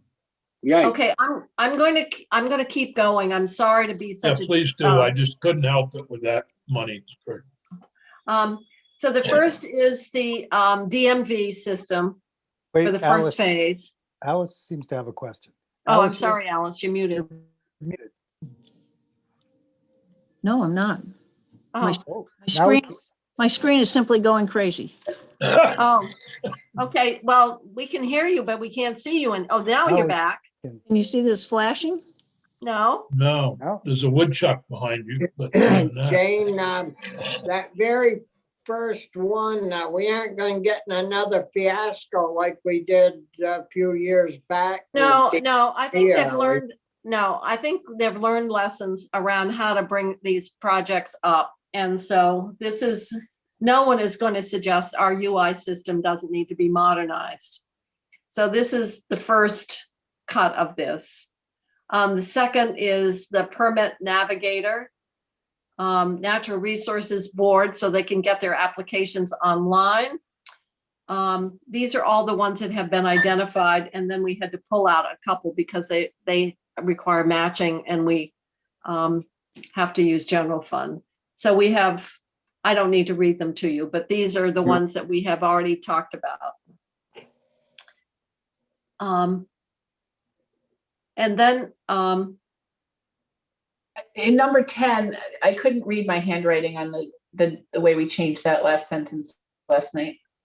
you know what I don't understand is how that relates to number 1, which to complete the first phase, and then the other one is allocated for phase 1 of the UI. Oh, I'm sorry, I'm in 2 different places. Forget what I'm talking about. I'm sorry, I'm conflating UI and DMV. It's been a long day. It's been a long weekend. Yes. And A we're just long starting. month. So the other one is labor. And then they had, the House had language in about joint information technology oversight. And so we modified that a little bit because ADS actually has independent reviewers of these projects. They hire consultants. And so this was just to have JITALK have the information from ADS about the project, and if there's an assessment by an independent technical resource, that would be made available to the Oversight Committee, of which I am no longer a member. I'm happy to report. I've been replaced by Senator Chittenden. I know you were sad to see it go, Jane. Nay. Yeah. That was sad. Was I supposed Very to vote sad. on that? My vote is Wait. nay. Wiping a tear. Nay on what? Well, Senator Chittenden always says yay or nay, and I just thought Oh. I'd give you a nay. Oh, okay. Can't Okay. leave. Licensing, and then as you can see, the other is 14 million from general fund. And this is, don't forget when we started the year, we had a one-time general fund of 211 million. So you're seeing some of that general fund come in various places in this budget. But this is the money to Building Bright Futures that will finish that, which was included in the childcare bill. And the other is 9.5 million to continue the integrated eligibility system to replace. I think it's not only does it replace access, I think they're replacing the whole exchange, but I think so. this is fine. Okay, now we're on to weatherization and other climate change mitigation investments. And you're going to see some of this, Rich. This is going to be where you're going to see the weatherization money move to. Yep. Number 6, there's got to be a space between 1.5 million and the 2. Those 2s are And real it has to go problems. through, it has to actually go through BCF as well. So We don't appropriate directly to the caps. no. So that'll be changed to DCF. Yep. And we don't have any spaces in number 7 either. Yeah. Well, in number 1, it says 4 million to the. I think the 500,000 should that be transferred to That should be to, AOT, because they're running the rest of the Mileage Smart program. so let me ask this. Does AOT hand the money directly to the cap agencies to run Mileage Smart? Because that money should go through DCF if it doesn't go to So I don't know how the Mileage Smart works. I know the money you have in the past, it's been AOT money. Right. But And how so- does the AOT money get there? Because it So must AOT go, makes it must go to OEO and then to it might not have to go. I mean, we just can't go directly to the caps. It has to go through some state agency. So And I think some of it, Mileage Smart, I think they were using the utilities for some of that administration and so forth. So we just can't, we'll have to figure out where we should make that appropriation to. What about energy money for advanced wood boilers? Is that in here? And you're talking about Senator Perchlik's proposal and what we're getting from the request that we got, and we have an education bill come over, and I talked to Senator Perchlik this morning. There's money and part of our climate action plan, if you've noticed, we're going to put out there, the 100 million. So that will help assuage all the emails we're getting in terms of, money for climate change. What they were proposing from education was kind of a matching program with schools to get them to install the high efficiency wood heat. What we're going to do is the assessment of school buildings, add language, and we can add it here, that when they're doing the assessment, they would assess the buildings for appropriateness for the installation of these high efficiency, and put together a plan so that in January we can look at how we want to fund and maybe do a match, because the schools have got some ESSER money as well to do these systems replacement. That is how I left it with Senator Perchlik this morning. It doesn't mean that even though we're not doing it here, there will be language in the education bill that is coming to us that does the assessment of our school buildings around the state, and included in that would be an assessment around the installation of these wood high, whatever I've forgotten what the term is, wood heat systems, these high efficiency wood heat systems, and then and what that plan would look like, and then we would take it from there when we return, so that it would be part of that building assessment that happens over the summer. For next year, then it might get funded. Yeah. Well, you'll also I at think- the end of this have 100 million sitting there waiting for a plan, and that could very well be something that they would consider also. Absolutely, it could come under that. And the other part is, don't forget, in the capital bill is that $113 million of capital ARPA money that is there and available for capital improvements. So there's another potential funding source as well. So that we thought we could recognize that we're very interested in wanting to fund this within our school buildings. And that we would take that assessment of the school buildings and add some language around connecting it with that potential swapping out of their heat system, and then how that would work with a plan in Efficiency Vermont, and for funding with a match. That's what they were talking about, because the schools have got a lot of money, and do some kind of a match between the sources. So that would take a little time to put together.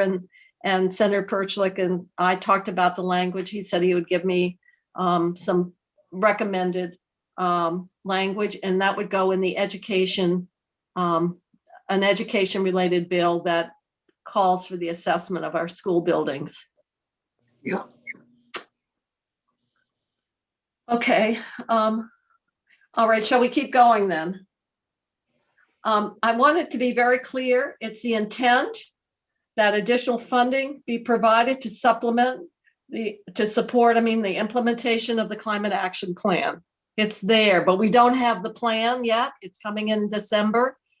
So this is just our intent that this was legislation that was a priority for the legislature. It passed. You remember the administration was not too enthusiastic about it, but they've proposed 100 million, and we're making a clear reference that it is our intent to fund the recommendations of that come from the legislation that was a priority for the legislature. So how does that look? Okay to everybody? Yes. All right. It's okay This is to me. another one where I'm making it the $100 million flat and taking out the up to. Yeah. Okay. And then we're on to clean water. So we have dirty water, we have our dirty water senator who wants to pay attention here. Water and sewer related investments. And this is going to get into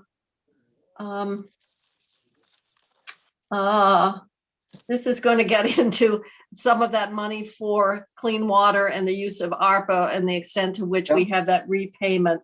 So do you want to go through that for us, Stephanie? So basically, the first several follow the governor's recommended proposal in the water area. $10 million for the stormwater retrofit projects.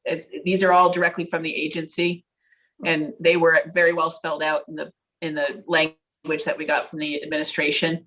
And so in these three pieces, the 3-acre stormwater permitting design, 5.5 through environmental conservation. There's also 3-acre flow restoration through AOT. I don't want to stop you, but Phil's smiling, so he should.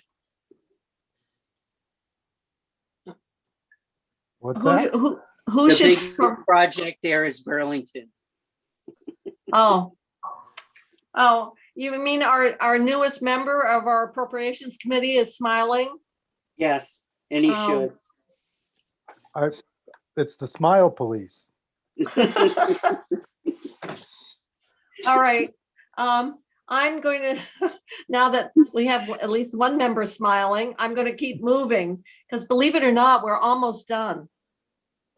So there's 10 million in the stormwater retrofit across 3 different entities, DEC, DFR, and AOT, related to the 3-acre piece. Then there's another 10 million for wastewater and pretreatment activities, 8 million for design and construction of 10 community scale water and decentralized wastewater projects, and then 2 million for financial assistance to municipalities in this. Then there's also $10 million, number 3, to DEC to assist municipalities to design and construct projects to reduce or eliminate sewage overflows. Then there's $5 million for dam safety and $5 million that's delineated for improvements to water and wastewater systems in Vermont homes. This is what they call the Healthy Homes program. And you can see how the money is sort of allocated across that program, including Now, housing. let me ask, the extent to which it says failed wastewater or water supply, should we, I don't know whether this is changes it substantially, but Senator Sears referenced to replace, would you say it's a failed system when it's polluted? Yes. I would think so. Mm-hmm. I would think a failed system, but I don't know. But I think that was one of the questions, that if you've got a well that tests for high levels of PFOA or something else, is that I'm not sure that qualifies as failed, but maybe we need to, make it clear. Senator Sears, you're not listening to me, but that's okay. I'm trying to represent your interests. He's talking, but he won't unmute. Well, I think he's probably talking to someone else. I think we need to get some understanding of failed. I'm not sure we can do it here right now, but I think it would help later on. So let's keep going. Well, I would call that a failed system if it's got chemicals and you can't use it. I would think so. I would think so. Alice, you're talking to me? I think You're she's muted talking too. to Dick. You're muted if you're talking to us, Alice. You're still muted. We can't hear you. Alice has poltergeist today. I guess so. All right, well, She's talking to somebody else. She's talking to Dick. No, she's trying to unmute. I think she's trying to unmute and she's having trouble. Or right. or it's a new mime act. Could be. Shall we keep going? We've got money for mobile home parks to improve water. 10 million to the Clean Water Board. This is the FY22 allocation of the money that would be allocated by the Clean Water Board. And then in 7, you have $50 million that will carry forward, and 20 of that will be allocated by the Clean Water Board in 23 and 24, and 30 million will be for additional projects from DEC. And the Clean Water Board piece ties to what we're doing with the 3-year, rooms and meals, step up, step down. That's the last section in this package. The 50 million does, or the 30? The $10 million in 6, and the $20 million portion of number 7. And has anyone from A&R looked at these numbers to see? No, joint Yes. fiscal, Steve Klein and they've had a lot of conversations. Obviously, the administration has to concur with what the governor has been, but in terms of how we're using this ARPA swap out, is something that we have been discussed. I see Steve Klein is here, and I believe that what we're seeing here is how we can do this in the way that is most manageable for the agency. Still deal with the use of ARPA money for the short-time general fund on conversion. And then, as you'll see in 701 is something that we have put together, and it's a slope down, ramp up, so that because people were concerned about the redirection of the percentage of meals and rooms that were going identified to the Clean Water Fund. So that's what 701 does, is it really sets up a different construct than the House did. It requires, it generates less general fund, but it gives greater assurances that that this redirection is time limited, that there is a process by which we get back to that normal allocation of those revenues. So that's what 701 does. Even if, like a lot of these water and sewer projects, there's quite a few federal dollars coming in to help put those in place. So you can use these federal dollars to help pay for, to match with the federal dollars that are coming in to do sewer and water and things like that. Well, Yeah, I'll let Steve respond to that, because he spent a lot of time making sure, because that was a concern, that the availability of match dollars. yeah, so we did talk to the department about that, and there's about $10 million is what we're using in FY22 of money that would otherwise be general fund. But they have under current estimates between $2 and $3 million worth of carry forward general fund from this year rolling into that year, and they feel like that's enough to cover their matching needs for FY22.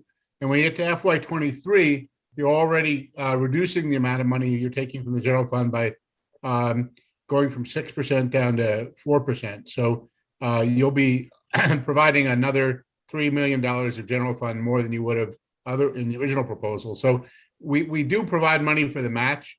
Plus, we do think when the new forecast comes out, the property transfer tax that they get will be going up, because it's going up pretty dramatically all over, for the general fund and for everything. So we did meet their need for federal match. And you're right, that was a really important concern to them. And otherwise, this proposal, the first 40 million is exactly out of the governor's proposal. So there's no change at all. And I think, as the chair mentioned, the other money was divided to ensure that the department could have quickly could get access to the other funds where they needed to. But we gave the water board still control of more money than they were taking out. Total amount of money that's taking out in general fund is 22 million. You're giving them, I think the number is 30 million back, plus you're giving the department the authority to spend the rest of the 100. Yeah. Well, that was a good job, Steve. So Other questions, Steve? I'm totally in favor of moving in this direction. Yeah. what would be really helpful is when the cheat sheets come out on the budget, that somebody highlights what the difference is between this and what the House does. So It's very substantial, you can see, in right, terms of, I get that, but I'm not close enough to it to be able to put this in some sort of simple terms. you mean slope down, ramp up doesn't do it for you? Well, it does. It gets me a long ways there, but No, the I'm just details kidding. of it might be. Well, you remember I raised this and proposed it to the committee as something Yep. that would avoid a big drop, a big cliff at the end of the 5 years, that it would actually reduce the general fund use, and it gave assurances that there was a plan to get us back to that allocation that we made a commitment to without a detrimental impact on the work of in the water quality work. So I do think I personally, and not because I thought of it in the middle of the night, but I think that this should help address a number of the concerns that legitimately have been raised about how we are using the ARPA money in this way. Yep. Okay, so that was very helpful, Steve, for you to, because I know you've spent a lot of time working on this, and that work in terms of how to make sure that we're the allocation of the monies and how we're doing it makes sense and is workable and within the A&R arena. So let me see. That's it, according to this document. That is what we have. We have a few little places to clean up around the bill. Saratkin. Sorry, just clearing my throat. Yeah, right. Are there any one thing that we need to go through? Stephanie's gone through on our one-time list. We've already talked about the proposal to plan for a new program, which we have discussed. We had a request that was sent to us from the ABE folk that just came in. I discussed it with Senator Baruth. It was 2.8 million. We felt at this point, without an opportunity to discuss, that it was something that could be, and that was to promote ABE as a resource and to develop it. It's something that we thought could be on a list for further discussion. I know that we had talked about, obviously, the Medicaid increase for primary care. That was considered by the House and not included, and we don't have the funds to do it. But that came over from Health and Welfare as something to consider. We've talked about other areas. I know that we followed up, Senator Sears followed up, and I think Senator Westman as well. Prevent Child Abuse of Vermont has sent us many emails, but Senator Sears and Senator Westman have had discussions with DCF as to why they made the decision. The House considered the request and decided that the funding and the position of the department was what they would agree with, and that was not to continue the funding. You want any comments on that? Well, I'd have to look for my email from Commissioner Brown. Let me just search for it. I think Senator Westman may have it on the tip of his tongue. Commissioner Brown told me that that you can break the services that are provided in 2019 into two groups, and 80% of the people took the online classes or training for this, and they trained 7,700 people in online in an online fashion, and the service was done for free. Prevent Child Abuse Vermont was in-person services, and the charge was $100 per person that went through that. That's where they come up with the numbers for that. They trained about 1,000. And the department made the decision that if you had to, as they were looking at the services, that 80% of all the services were done online now. And that the movement of people doing these trainings was online. That's why they chose to drop that. So in essence, the department was saying we have another option, a no-cost option that will train more staff at no cost. And so they did not recommend continued funding for this Right. because of, so. Yep.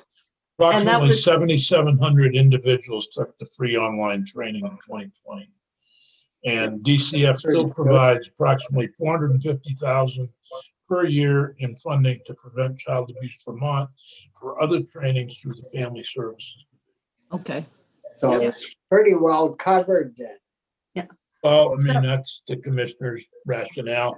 He actually said that Ken Schatz made the decision, not him, a while back to not put it into the budget. Gee, I'm surprised it wasn't something I did 100 years ago. No, Usually it's my fault. Well, let's see, I'm gonna read through to make We'll blame you. sure, not in the email. It's fine. I don't find your name anywhere here. We also, on some of that train, I just want to get back with some of the money that's going to the Vermont State College. You will notice we make reference to $1 million for EMS training.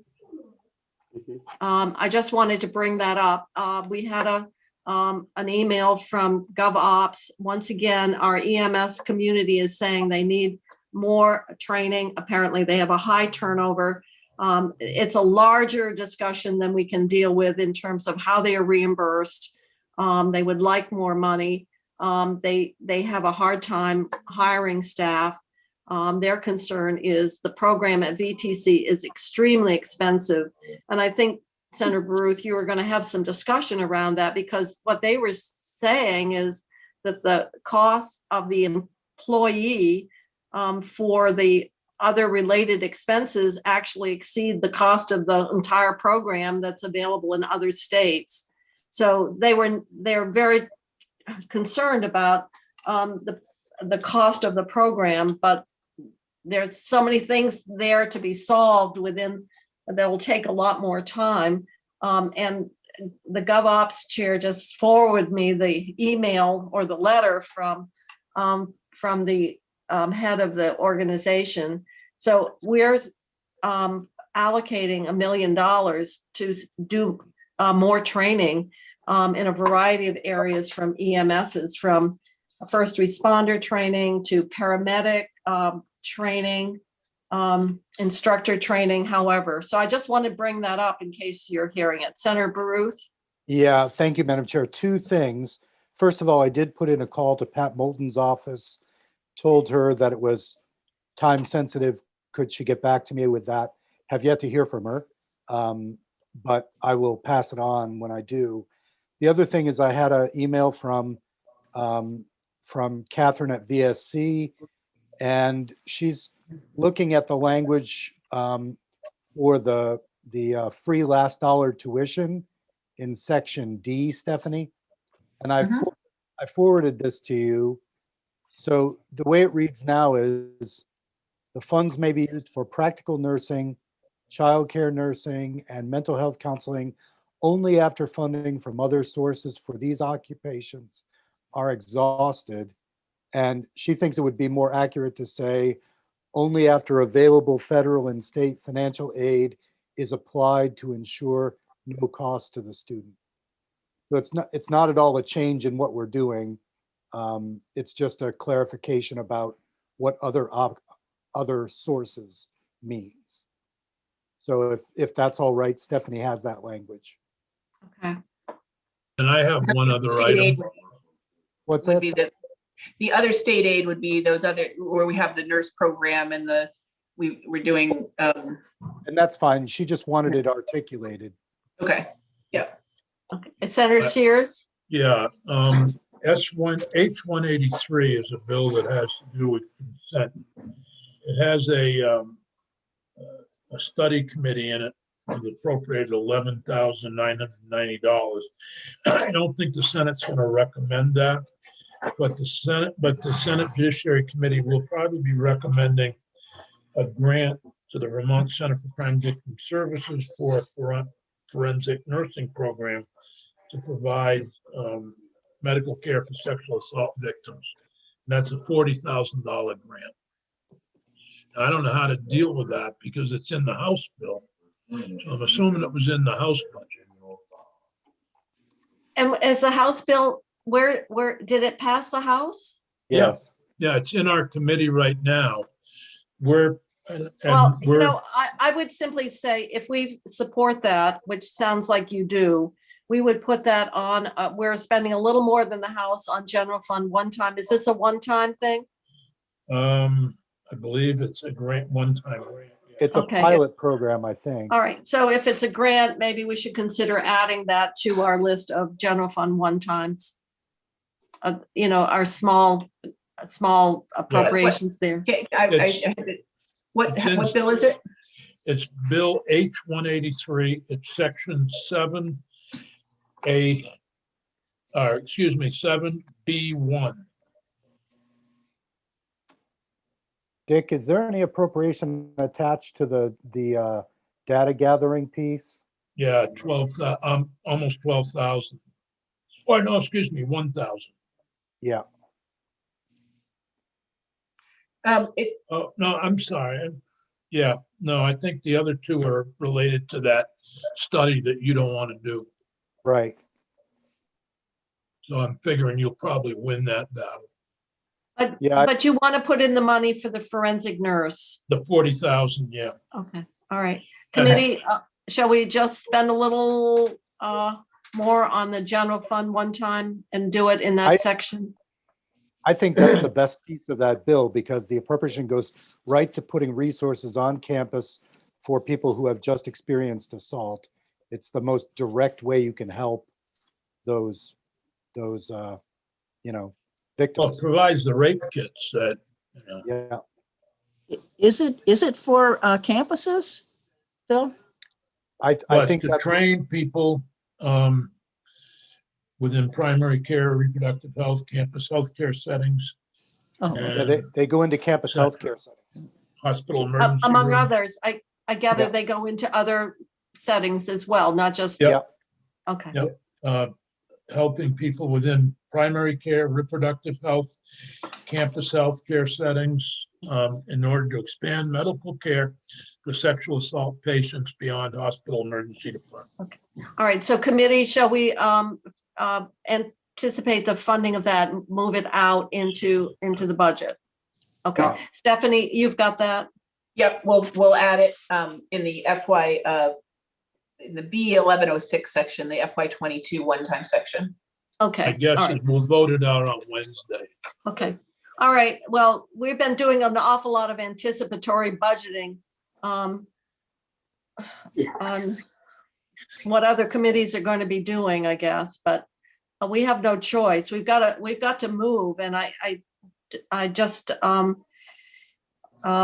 that it seems like we've done. I think we've done yeoman's duty to try to remember everything or figure out how we want to respond. On the one-time list, anything else? Stephanie went through it before. I've gone through the ones, the tutorial. We'll have to you let Brian know that if you would, Phil. About the request. That was that he sent us just this, that he received from the ABE folk. It's not that it's not without merit. It's just, and it doesn't mean it won't be something we couldn't consider at some other point, when we come back. But to get it just hours before we're trying to wrap it up, it's a little hard to I'll to give text it him now. our due diligence. Any other questions or concerns? So I'm sorry, you talked about the advanced wood heat, but is it going in this bill, the statement? No, about no, assessment no, the or advanced wood heat will go in in that other the, education? yeah, in H426, I believe it is. Okay, thank you. I just wanted to be clear. Yeah. Thank you. Uh-huh. That's a bill Andy's working on, Jane. Well, obviously advanced wood heat, but H426 is the bill that funds the assessment of our school buildings around the state.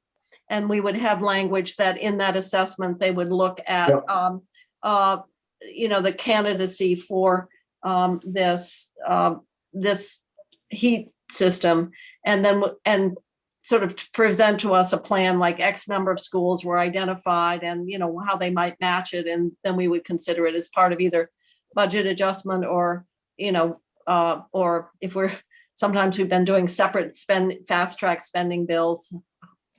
And by then we would have something more relative to the 113 million that's available for capital grants. That is, that's referenced in the capital bill. Okay. Right. Otherwise, anything else? I'm just realizing it's 248. I'll move And- the bill as amended. Oh, thank you, Senator Westman. I guess you're anxious to get moving. So Senator Westman has moved the bill favorably as amended, which is a strike all and a major rewrite. And I'm looking for a second. I'll second it. Okay, Senator Starr is seconded. If there's no further discussion. Can you tell the clerk to get off his butt? And I don't take your orders, only the chair. I said, can she tell you? Thank you, Senator Westman. So yes, Senator Baruth, I bet he can hardly wait to call the roll. Okay. Senator Ballant, Yes.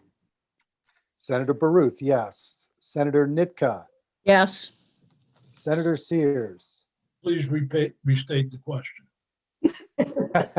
The question is, the bill has been moved favorably as amended. How do you vote? I support the amendment, yes. Nice.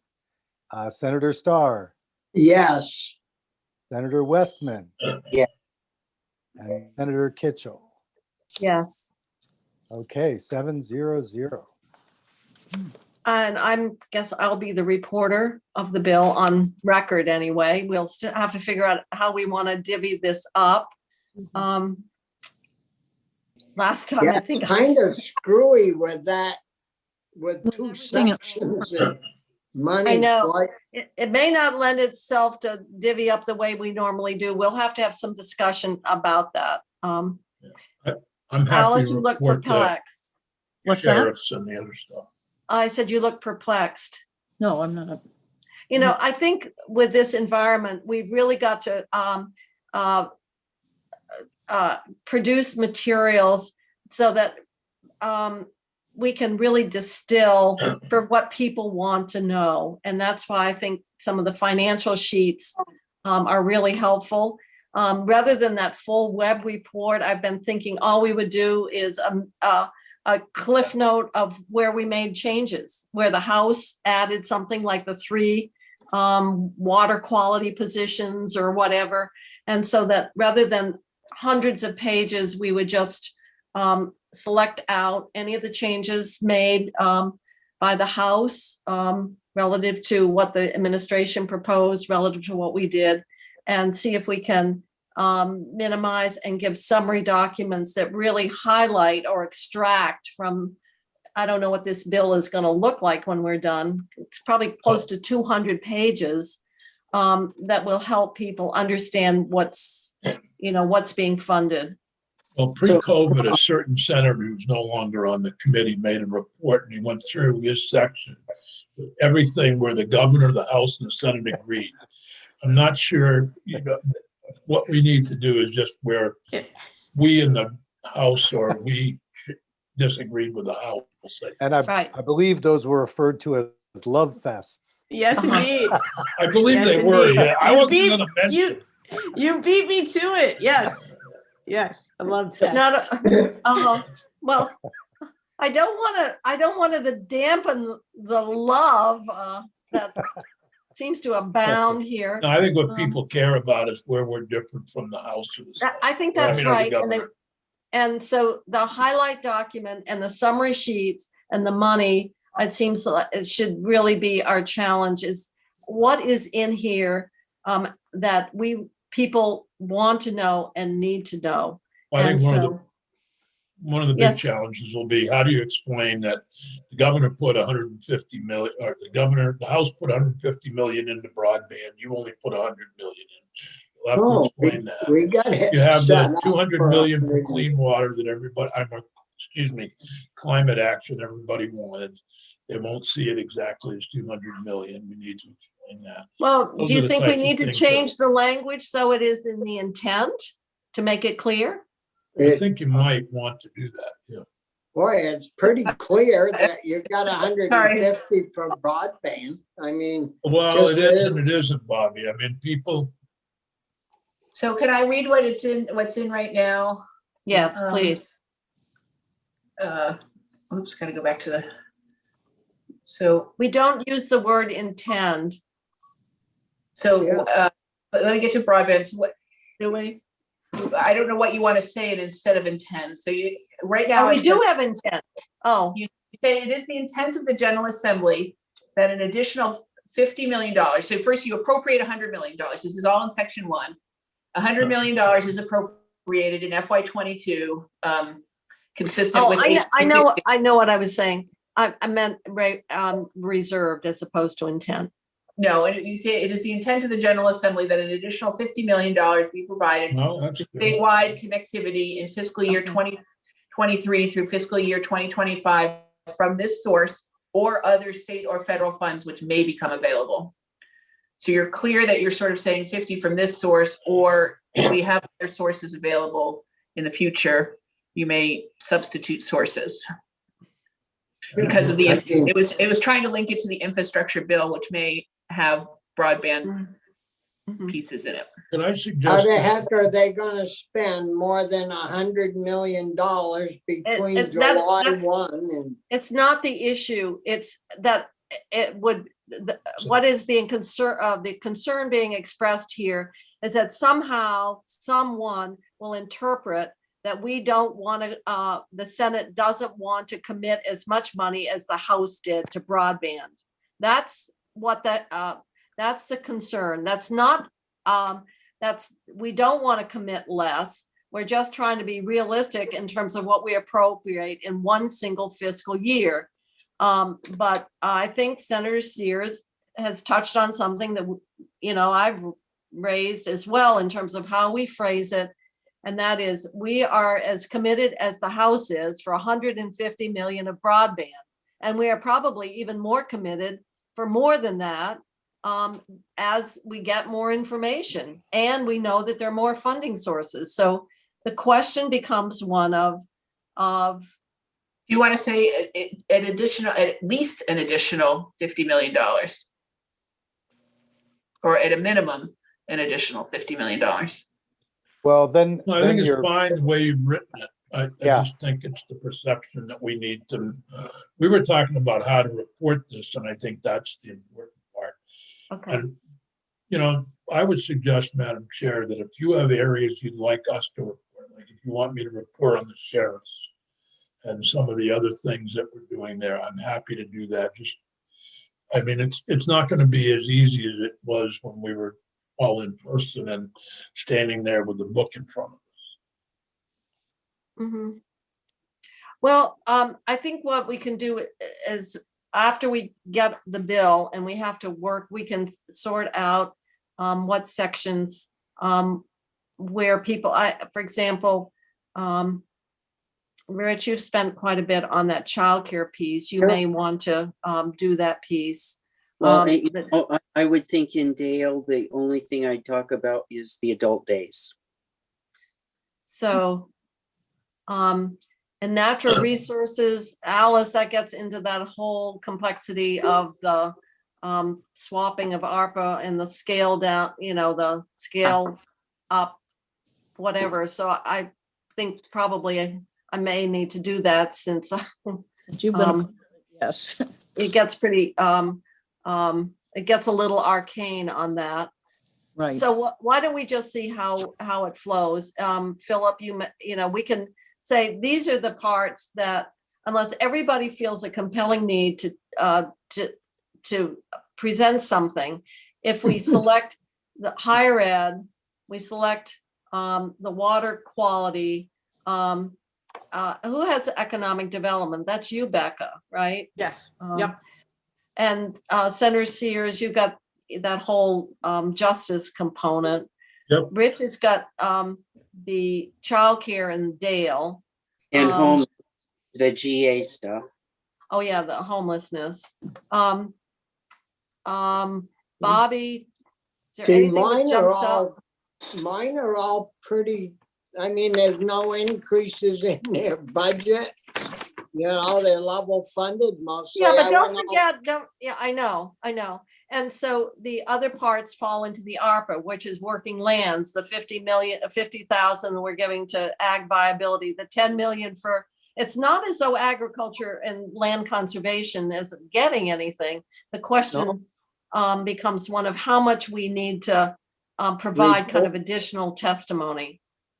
So maybe. I think, yeah, on ag, they always they care about the stipend, the fairs fund, things like that to take home to tell their, you know, their neighbors that they got funding for those little minor things, but it isn't very much to report. But Okay. I mean, And it we would be- funded them all. Okay, well, and it's all on the spreadsheet. So why don't, after today, we can sit down and see the major pieces that we think actually need a little more explanation, and then how we want to organize it. Okay, all right. So committee, it is 2:59. I promised that we would try to wrap up at 3, and I think we've fulfilled that. Thanks Yeah, to we everybody. did Have a good. short lunch and really focusing attention. I appreciate everybody's help. Joint fiscal worked all weekend, as you can imagine. I can verify that. Yeah, Thank you, I Stephanie. drove to Montpelier for the first time since Steve. January. Can you believe that? Yep. Wow. So So you aren't gonna have to trade cars for years now. I know. So we know that this budget, people will identify that we'll obviously be negotiating various pieces. We know that things get fine-tuned and things get identified, but I really think I think I am speaking for the whole committee, and for those two who are new, this might have been the most difficult, the most complicated budget to assemble. And I know that it's been hard because we've had so many bills and so much come into us in the last couple of days. When you're on a single committee, that's what you see, but when it all converges, so I'm hoping finance will get us the transportation bill. It seems like that should be, and that economic development will get the language, and we've given them a couple more days by doing it this way. And hopefully the education bill will pick up, the other pieces like the advanced wood heat. And if something else comes up, we'll try to figure out how to address it. So I want to just thank everybody for getting us to where we are today. I think it's quite an accomplishment. So thank you. And thank you, Stephanie and Steve, and Maria was writing some stuff, and Catherine and Well done, and Jan. everybody. Exactly. Well, thank you, Madam Chair, for putting up with us and all the work you've done behind the scenes. Especially Yes. Bobby. I always, Yeah, putting up with us. Phil, you just took the words out of my mouth. I always love leaving the State House in the evening and looking over and seeing Stephanie's light on at all hours, that there she is working away. I know. And the other thing, don't forget, this has still got to go to the Secretary of the Senate. And so Vanessa is online. So actually, even after the lights might go off and join fiscal, Vanessa is still working to get the document ready. So we need to, we need to get that part of the work done. And Chrissy, I think, is working on it. And So can- with that, I'm Can we gonna, get a copy of it when it's all done? Can Chrissy send us a copy? You mean to actually- Absolutely. When you it's mean all- to hard copy in the mail? Yes, I can't print this thing. Well, see I what it's think like. if we could, I think that would be helpful if we can get, or at least the, I would think the summary pages. Do you want the Yeah, full the summary 200 pages? The summary pages would certainly be good. Okay, Yeah. all right. So we're still online, and I think I'm